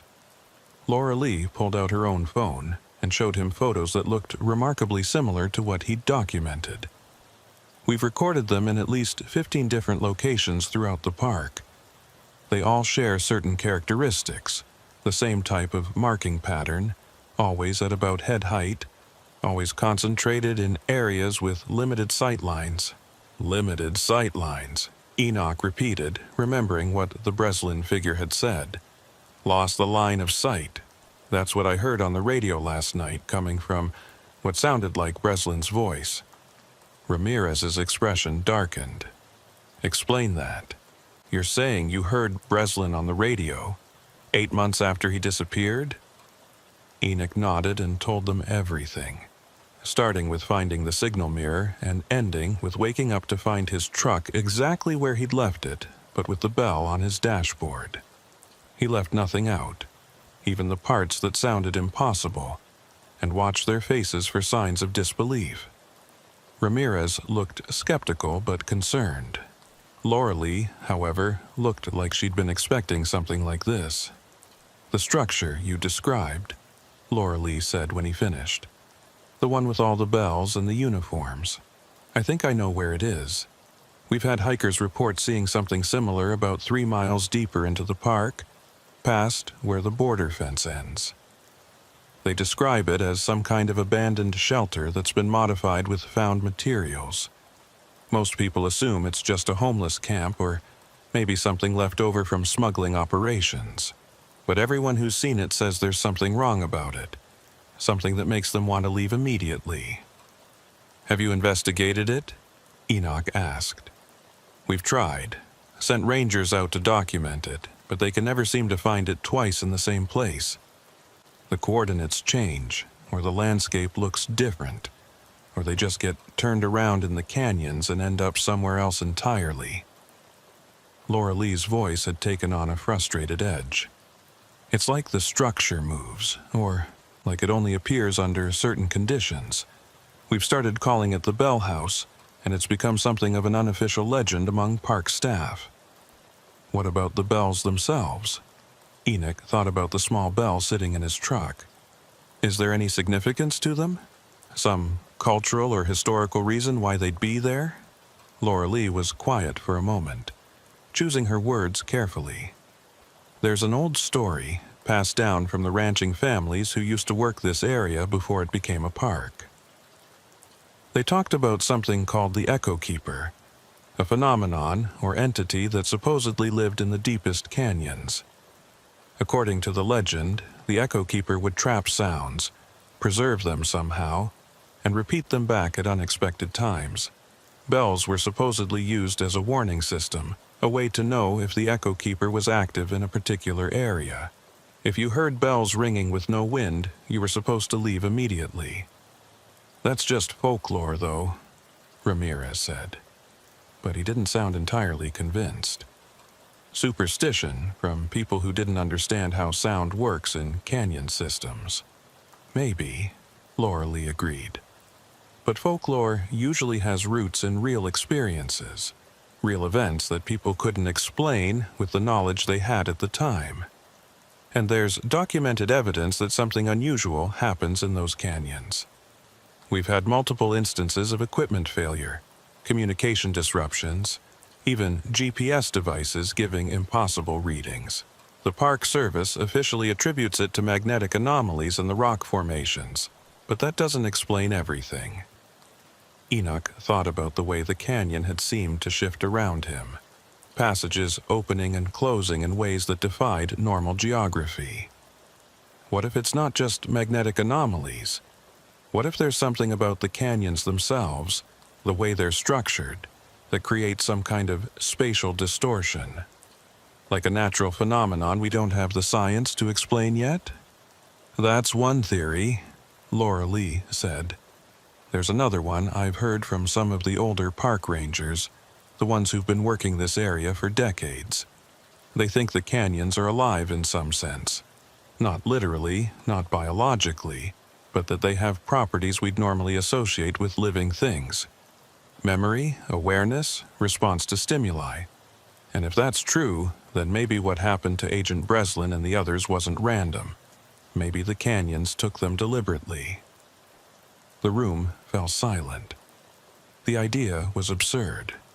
The kind of thing that belonged in a bad horror movie rather than a serious discussion between law enforcement and Park Service personnel. But Enoch couldn't shake the memory of that Breslin figure, the way it had moved and spoken with such uncanny precision, or the way his truck had vanished and reappeared, or the bell that had materialized on his dashboard without him placing it there. "I want to go back," he said, suddenly, "with proper equipment and backup." I want to document that structure, translate those markings, figure out what's really happening in those canyons. If there's even a chance we can find out what happened to Breslin and the others, we have to try." Ramirez shook his head immediately. "Absolutely not. You're off the canyon routes until we figure this out. I'm not sending anyone back there without a better understanding of what we're dealing with." "Then how are we supposed to get that understanding?" Enoch challenged. "By ignoring it? By hoping it goes away on its own? Because that's what we've been doing for years, apparently, and people keep disappearing."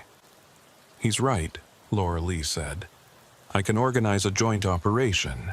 Border Patrol and Park Service working together. We bring in specialists, maybe some researchers from the university who study acoustic phenomena and spatial perception. We approach this scientifically, document everything, and see if we can find rational explanations." "And if we can't find rational explanations?" Ramirez asked. "Then at least we'll know what we're dealing with," Laura Lee replied, "which is more than we know now." After considerable debate, they agreed to organize an expedition for the following week. It would be small, just 4 people: Enoch, Laura Lee, a park ranger with extensive canyon experience, and Ramirez himself, who insisted on coming along to supervise. They'd bring communication equipment, GPS trackers, cameras, and everything else they could think of to document what they found. The plan was to enter the canyons at dawn, locate the Bell House if possible, and be back out before dark. Simple, straightforward, nothing that should go wrong. But Enoch couldn't shake the feeling that the canyons wouldn't let them go that easily. That by planning to return, by actively seeking out the Bell House and whatever resided there, they were doing exactly what something wanted them to do.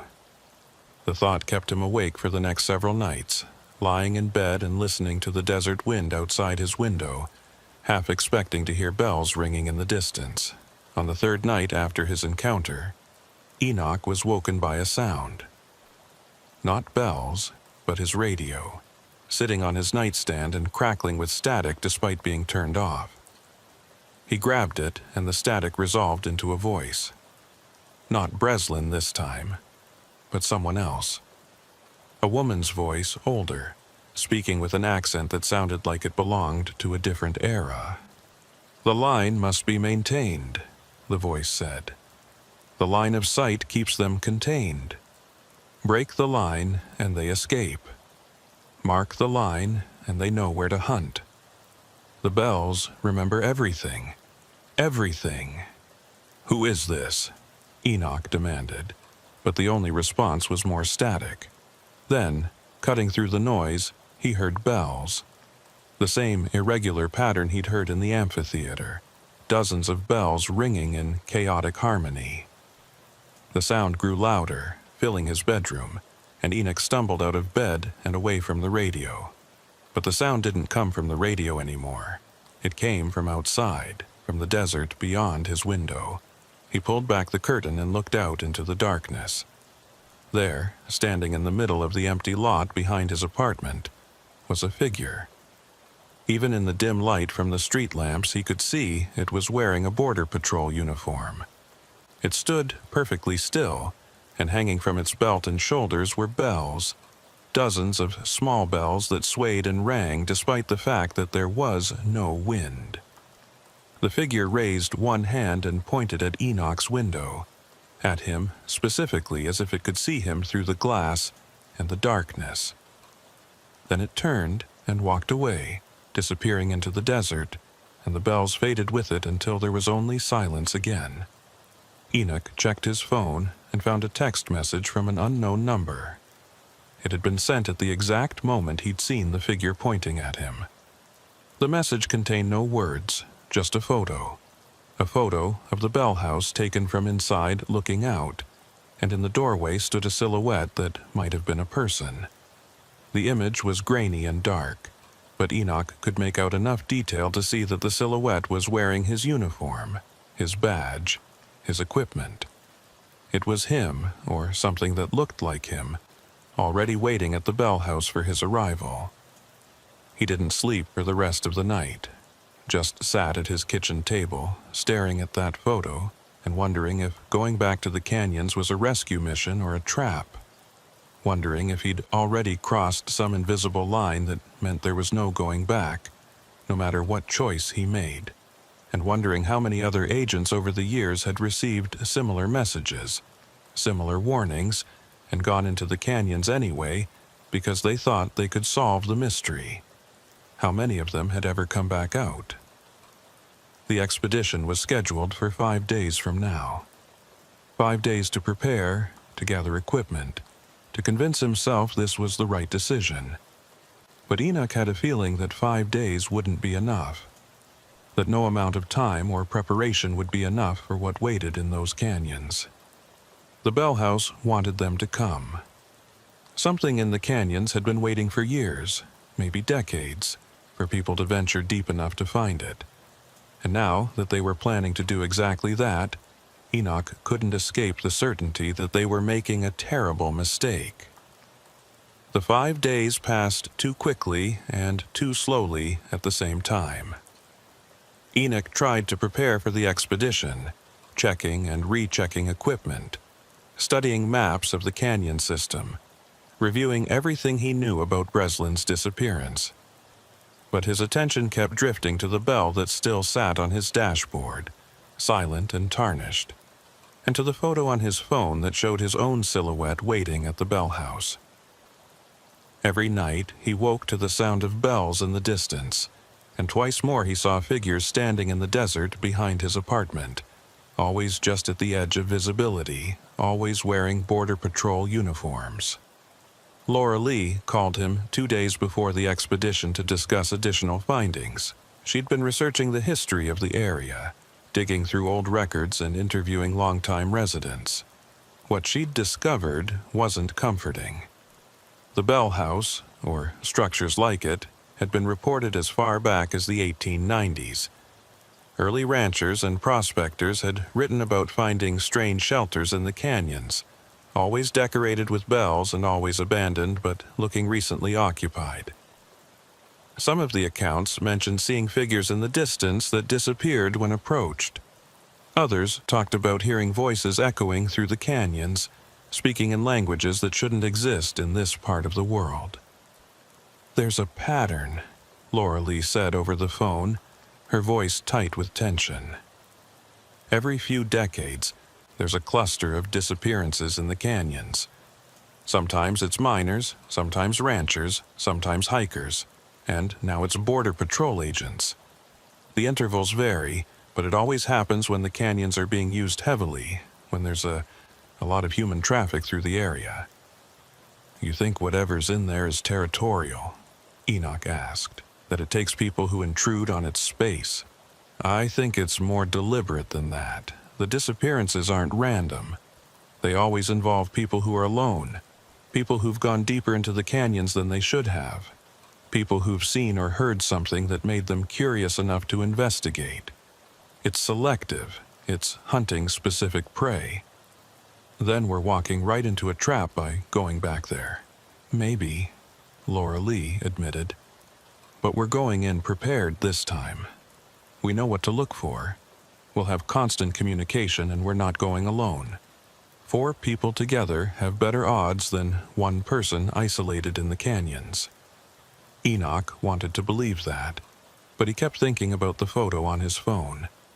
If something in the canyons could already place his image at the Bell House before he'd even arrived, then it knew they were coming. It was expecting them. And whatever advantages they thought they had, superior numbers and preparation and communication equipment, might not mean anything against something that could manipulate space and time in ways they didn't understand. On the morning of the expedition, Enoch met the others at the station just before dawn. Ramirez looked tired but determined, wearing field gear he probably hadn't used in years. Laura Lee had brought a Park Service ranger named Boaz Kestrel, a man in his 60s with decades of experience in the canyons. Boaz had a weathered face and calm eyes that suggested he'd seen things that didn't make it into official reports. When Enoch shook his hand, the older man held his grip for a moment longer than necessary and spoke quietly. "I heard about your encounter with the Bell House," Boaz said. "I've seen it too, years ago. Lost 2 days trying to find my way back out of the canyons. When I finally made it, my truck was exactly where I'd left it, but my equipment was different. Items I'd been carrying were gone, replaced with things I'd never seen before, old things from different eras. I've got a compass at home that's engraved with a date from 1887, even though I've only had it for 15 years. "Did you ever go back?" Enoch asked. "No, and I never planned to. But I figure if anyone's going to investigate that place properly, I'd better be there to help. I know the canyons better than anyone, and I know the signs to watch for when things start going wrong." Boaz released his grip and stepped back. "Just promise me something. If I tell you we need to leave, we leave. No arguments, no delays. Some knowledge isn't worth the price of obtaining it." They loaded into 2 vehicles, Enoch and Ramirez in one, Laura Lee and Boaz in the other, and drove south toward the canyon line. The plan was simple. Follow the route Enoch had taken the night of his encounter, document the markings in the throat, and then attempt to locate the Bell House using the coordinates from his photos and Boaz's memory of the area. They'd spend no more than 6 hours in the canyons, maintaining constant radio contact, and at the first sign of trouble they'd extract immediately. The drive took 90 minutes, following dirt roads that deteriorated into barely passable tracks the farther they went. By the time they reached the observation point where Enoch had spent that long night, the sun was fully up, and the canyon walls glowed red in the morning light. They parked the vehicles and gathered to review the plan one final time. Everyone carried radios, GPS trackers, cameras, and emergency supplies.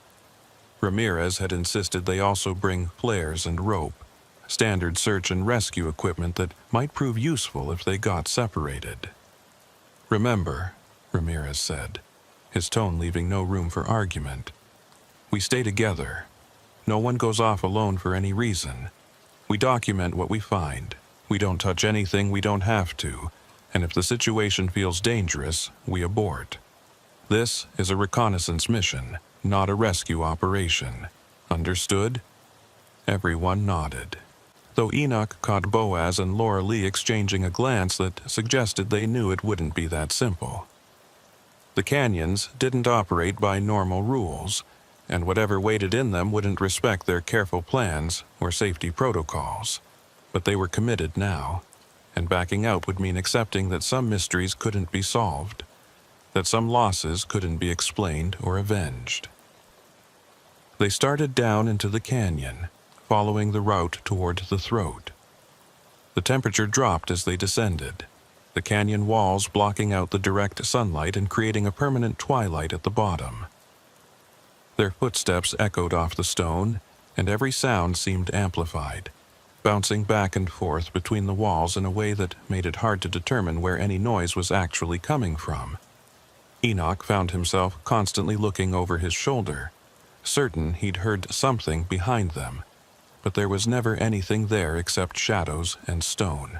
The throat appeared ahead, that narrow passage with its walls covered in carved markings. They stopped at the entrance, and Laura Lee immediately began photographing and documenting the symbols while Boaz stood watch, his expression growing more troubled as he studied the canyon ahead. Enoch noticed the older ranger's hand kept drifting to a small bell attached to his belt, fingers touching it briefly before dropping away. "You brought a bell?" Enoch asked quietly. "Found it in my truck 15 years ago, after my encounter. Figured if these things keep appearing, maybe they serve a purpose beyond just making noise. Maybe they're a form of communication." Boaz looked at him with those calm, knowing eyes. "Have you noticed your bell is still in your truck?" Enoch had. The bell from his first encounter had remained on his dashboard despite his intention to throw it away multiple times. Every time he reached for it, something stopped him. Some instinct that said keeping it was important. He'd started thinking of it as a talisman, though whether it was supposed to protect him or mark him, he couldn't say. The markings here are identical to ones I've documented throughout the park, Laura Lee said, reviewing her photos. But there are additions, newer carvings that overlay the older ones. Look at this. She pointed to a section where the lines were deeper, less weathered. These were made recently, within the last year, I'd guess. Breslin, Ramirez said immediately. He was stationed here 8 months ago. He could have made these marks. Or something else could have, Boaz said darkly. Something that knew we'd come back looking for answers.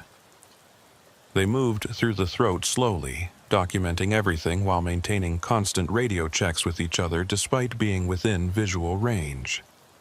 The confined space made everyone nervous. Hundreds of feet of stone hanging overhead. The walls so close they could touch both sides at once in some sections. Enoch remembered how the passage had seemed to shift during his first visit, how the distance had stretched and compressed in impossible ways. But today it remained stable, just a narrow corridor through solid rock that opened eventually into the wider valley beyond. The amphitheater looked different in daylight, less threatening, more like a natural geological formation that happened to have good acoustics. The bell house stood in the center, exactly where Enoch remembered it. But in the bright morning sun, it looked less like something supernatural and more like an abandoned structure that someone had decorated oddly. The bells hung motionless in the still air, and the clothing items draped over them could have been trash left by squatters rather than offerings to something unknowable. "That's it," Enoch said, pointing. "That's where I found Breslin's jacket." They approached cautiously, spreading out slightly to view the structure from different angles while still maintaining line of sight with each other. Laura Lee started photographing immediately, documenting the bells, the clothing, the markings that covered every surface. Ramirez circled the perimeter, looking for tracks or other evidence of recent human presence.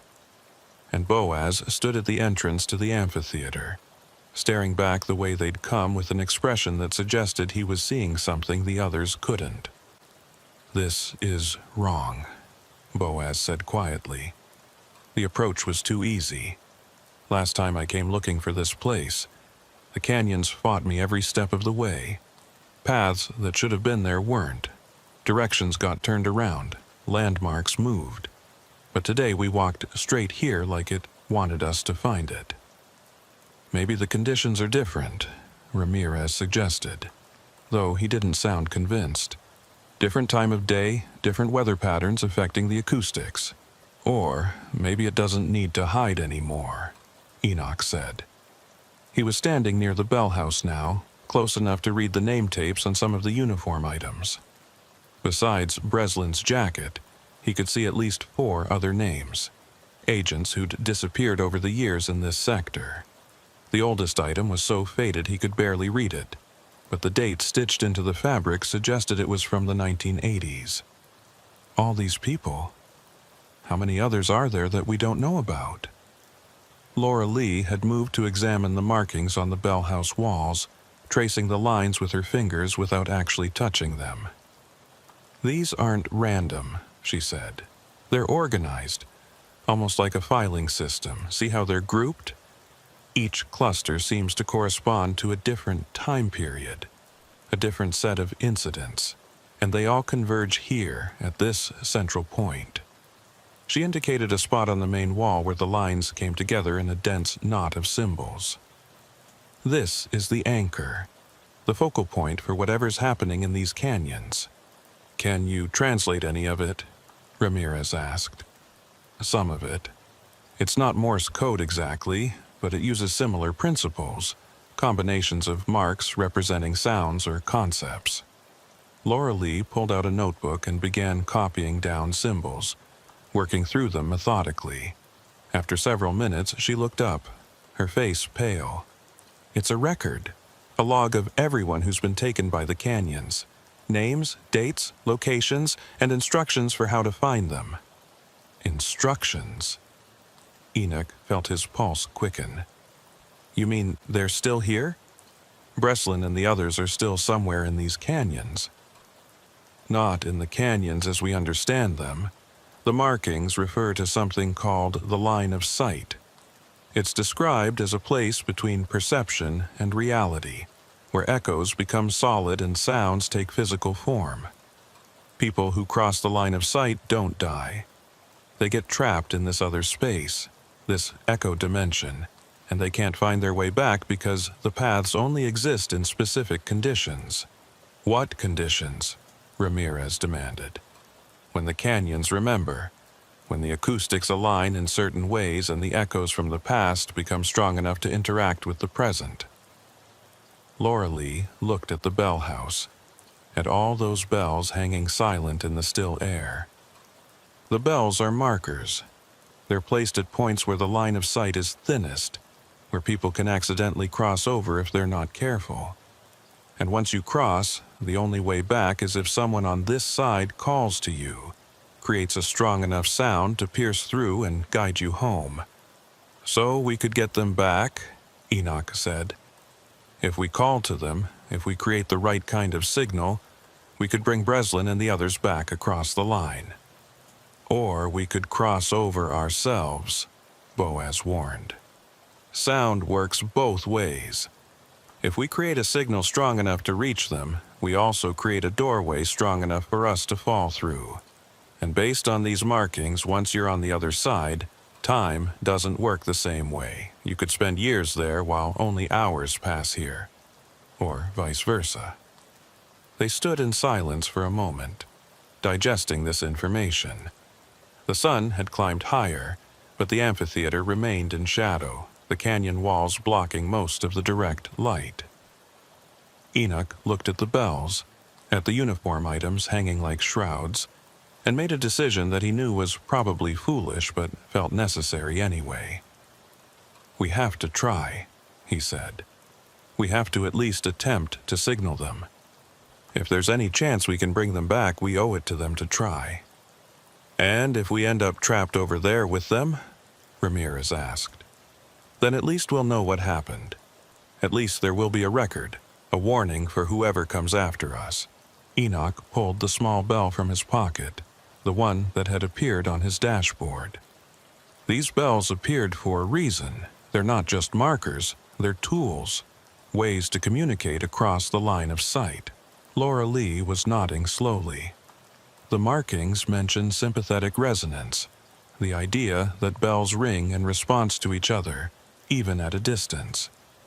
If we ring these bells here, and if the agents on the other side have bells with them, the sound should create a connection, a temporary bridge across the line. Then let's do it, Enoch said. He reached for one of the bells hanging from the bell house, and the moment his fingers touched the cold metal, everything changed. The sound was immediate and overwhelming, not just from the bell he'd touched, but from all of them simultaneously, as if his action had triggered every bell in the structure at once. The noise echoed off the canyon walls and came back multiplied, layer upon layer of ringing that seemed to have no source and no end. And underneath the bells, Enoch could hear voices. Dozens of them, hundreds maybe, all calling out at once in a chaos of sound that resolved gradually into distinct words. Help us. Lost the line. Can't find the way back. Still here, still here, still here. The amphitheater began to shift. The walls seemed to pull away and close in at the same time, distance becoming meaningless as space itself warped around them. Enoch tried to step back from the bell house but found his feet wouldn't move, rooted to ground that no longer felt solid. He looked for the others and saw them frozen as well, Ramirez with his hand on his radio, Laura Lee still holding her notebook, Boaz reaching for his own belt bell. Then figures began to appear. They emerged from the canyon walls themselves, stepping through solid stone as if it were water. translucent at first, barely visible, but growing more substantial with each passing second. Men and women in various states of dress, some wearing modern Border Patrol uniforms, others in clothing from different eras. Enoch recognized Breslin immediately, his partner standing maybe 20 feet away, looking exactly as he had the last time anyone had seen him except for his eyes. Those were wrong, too large and too reflective, seeing things that shouldn't be visible. "You rang the bells," Breslin said, his voice carrying that same hollow quality Enoch had heard during their first encounter. "You called across the line. Now you're halfway over yourself. Stuck between here and there, visible to both sides but belonging to neither."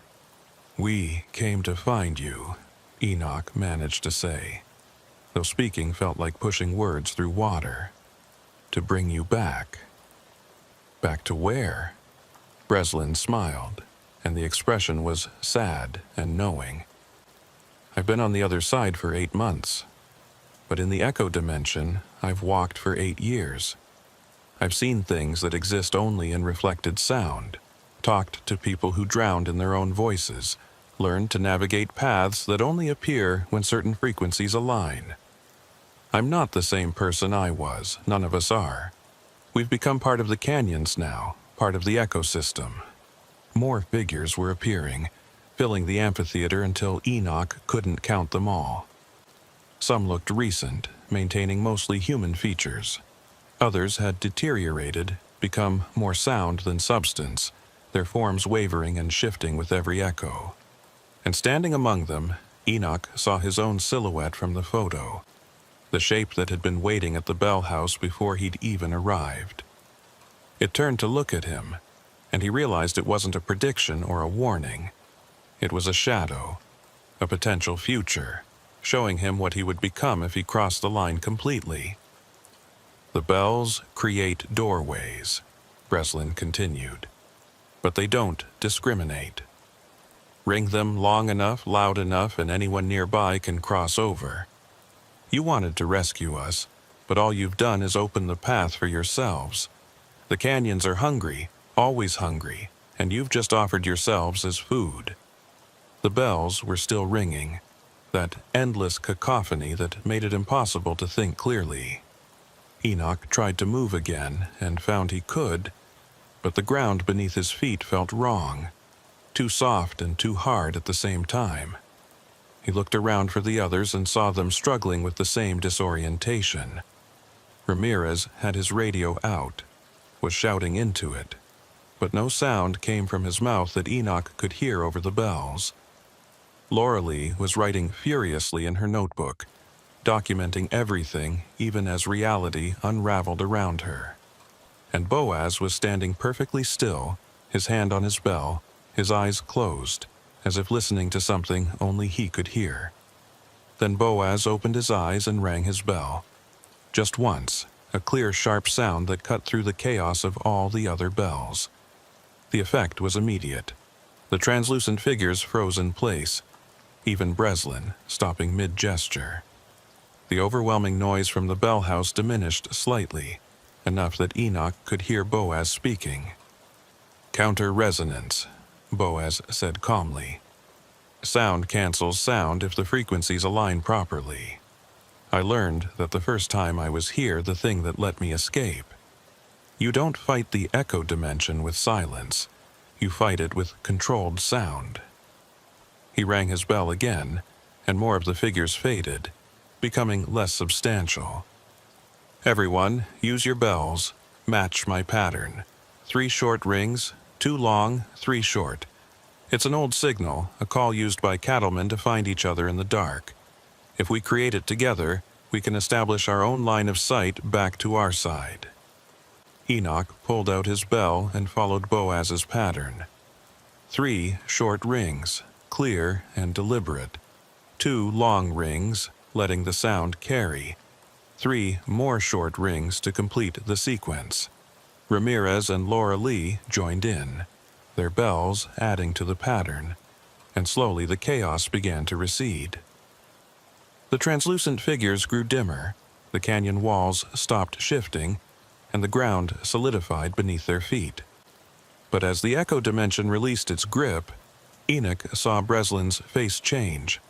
The hollow quality in his eyes sharpened, became angry, and he lunged forward with speed that shouldn't be possible. His hands, cold and solid despite their translucence, grabbed Enoch's shoulders. "Don't leave us here," Breslin said, his voice breaking into something raw and desperate. "Don't abandon us to the echoes. We've been lost for so long, and you're the first people who could hear us, who could see us. Please don't leave us alone." Enoch wanted to help, wanted to pull Breslin back across the line with them, but he could feel the wrongness in his former colleague's touch. Breslin wasn't fully human anymore. He'd been changed by his time in the echo dimension, reshaped by it until he was more sound than flesh. Bringing him back wouldn't be a rescue. It would be forcing something that no longer belonged in this world to inhabit a body that couldn't contain it anymore. "I'm sorry," Enoch said, and meant it with everything he had. "I'm so sorry." He rang his bell again, matching Boaz's pattern, and Breslin's hands lost their grip, becoming insubstantial. The figure that had been his partner stared at him with those two large eyes, and then he was gone, dissolved back into the canyon walls along with all the other figures. The bell house stood silent once more, its bells motionless, and the four living people found themselves standing in an amphitheater that suddenly felt very empty. "We need to leave," Boaz said. "Now, before the canyons decide to try again." They didn't argue. They moved quickly back through the throat, no one speaking, everyone keeping their bells ready in case the echo dimension tried to pull them back. The markings on the canyon walls seemed darker now, more prominent, as if feeding on what had almost happened. When they finally emerged from the canyon and reached their vehicles, the sun was still high overhead. Less than 2 hours had passed since they'd entered, though it had felt like much longer. They drove back to the station in silence, each person processing what they'd experienced in their own way.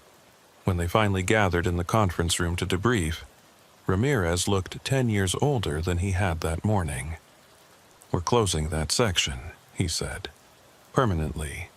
I'm recommending the entire Northern Canyon line be designated as off-limits to Border Patrol operations. We'll reroute patrols around it, install sensors at the periphery, but no one goes in there again." "And the missing agents?" Enoch asked, though he already knew the answer. "What do we tell their families?" "The truth, as much as we can give them. That they're lost in terrain we can't safely navigate, and that recovery isn't possible." Ramirez's voice was heavy with the weight of that decision. "It's not the answer anyone wants, but it's the only one we have." Laura Lee spoke up quietly. "I'll work with the Park Service to restrict access from our side as well. We can claim environmental hazards, unstable terrain, whatever excuse will keep people away. But we should also document everything we found, create a record that future researchers can use if they ever develop technology or understanding that lets them investigate more safely." "And if they don't?" Enoch asked. "If this just becomes another legend, another story that gets forgotten over time, then at least we tried," Boaz said. "At least we know what's there and why we can't go back. That's more than most people who've encountered the echo dimension can say. Most of them are still lost in it, still calling out, still hoping someone will hear and come find them." The meeting broke up shortly after, everyone exhausted and traumatized in ways that would take years to fully process. Enoch drove home as the sun set, painting the desert in shades of red and purple. He thought about Breslin, about all the others trapped in the echo dimension, and he wondered if they dreamed when they rested, if they could still remember what it felt like to be fully human, fully real, or if those memories had been eroded away by the endless echoes. When he got home, he found his bell sitting on his kitchen table even though he was certain he'd left it in his truck.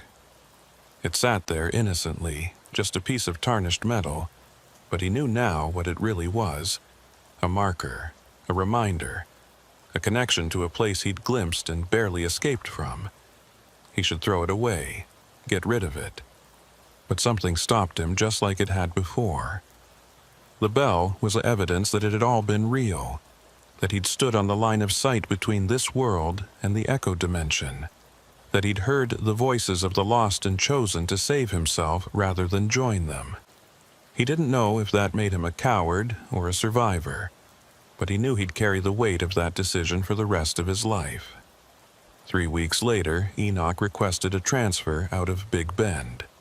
It was approved immediately, his supervisors probably relieved to move him away from the canyons and the memories they contained.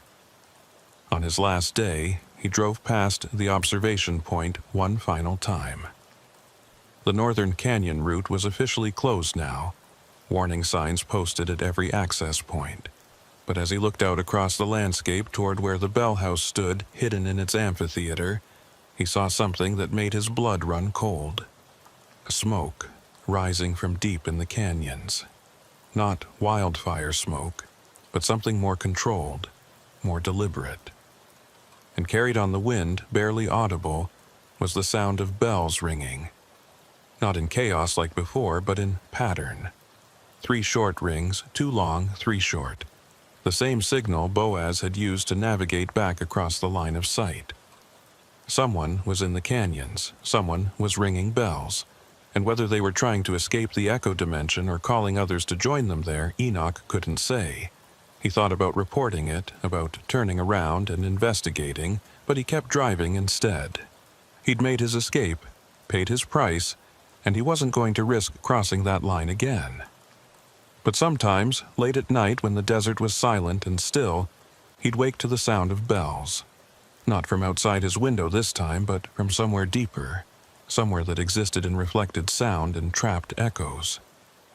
And he'd wonder if part of him had stayed behind in those canyons, if leaving hadn't been as complete as he'd thought, if the echo dimension held on to everyone who touched it, keeping pieces of them trapped in that space between perception and reality. The bell on his table would ring sometimes, moved by vibrations that shouldn't affect it or responding to sounds only it could hear. And Enoch would listen, trying to decode what it was telling him, trying to understand the language of echoes and lost voices. He never figured it out. Maybe that was for the best. Maybe some translations weren't meant to be heard by people who still lived fully in the real world. But the canyons remembered. The canyons always remembered. And somewhere in the darkness between sound and silence, Breslin and the others walked their endless paths, still calling out, still hoping that someone would hear them and have the courage to answer. Still waiting for the bells to ring in just the right pattern, at just the right frequency, to finally bring them home. The line of sight remained unbroken. The echo dimension remained active, and the bell house stood in its amphitheater, collecting uniforms and marking time, patient and eternal as the canyons themselves. A monument to everyone the desert had claimed, and a warning to everyone who thought they could navigate its depths without becoming part of its endless echoes. Enoch Calder lived with that knowledge for the rest of his days. Sometimes it was a burden, heavy with guilt and loss. Other times it was a gift, a reminder that he'd survived something that consumed so many others. But always, always, it was accompanied by the sound of bells ringing in the distance, marking the line between this world and the other, calling to anyone foolish or brave enough to listen. And in the canyons of Big Bend, where the limestone walls held echoes from 100 years, and the air carried sounds that had no source, the bells continued their vigil, waiting for the next person to cross the line, waiting to add another uniform to their collection, waiting, as they always had and always would, for the canyon to claim what it considered its own.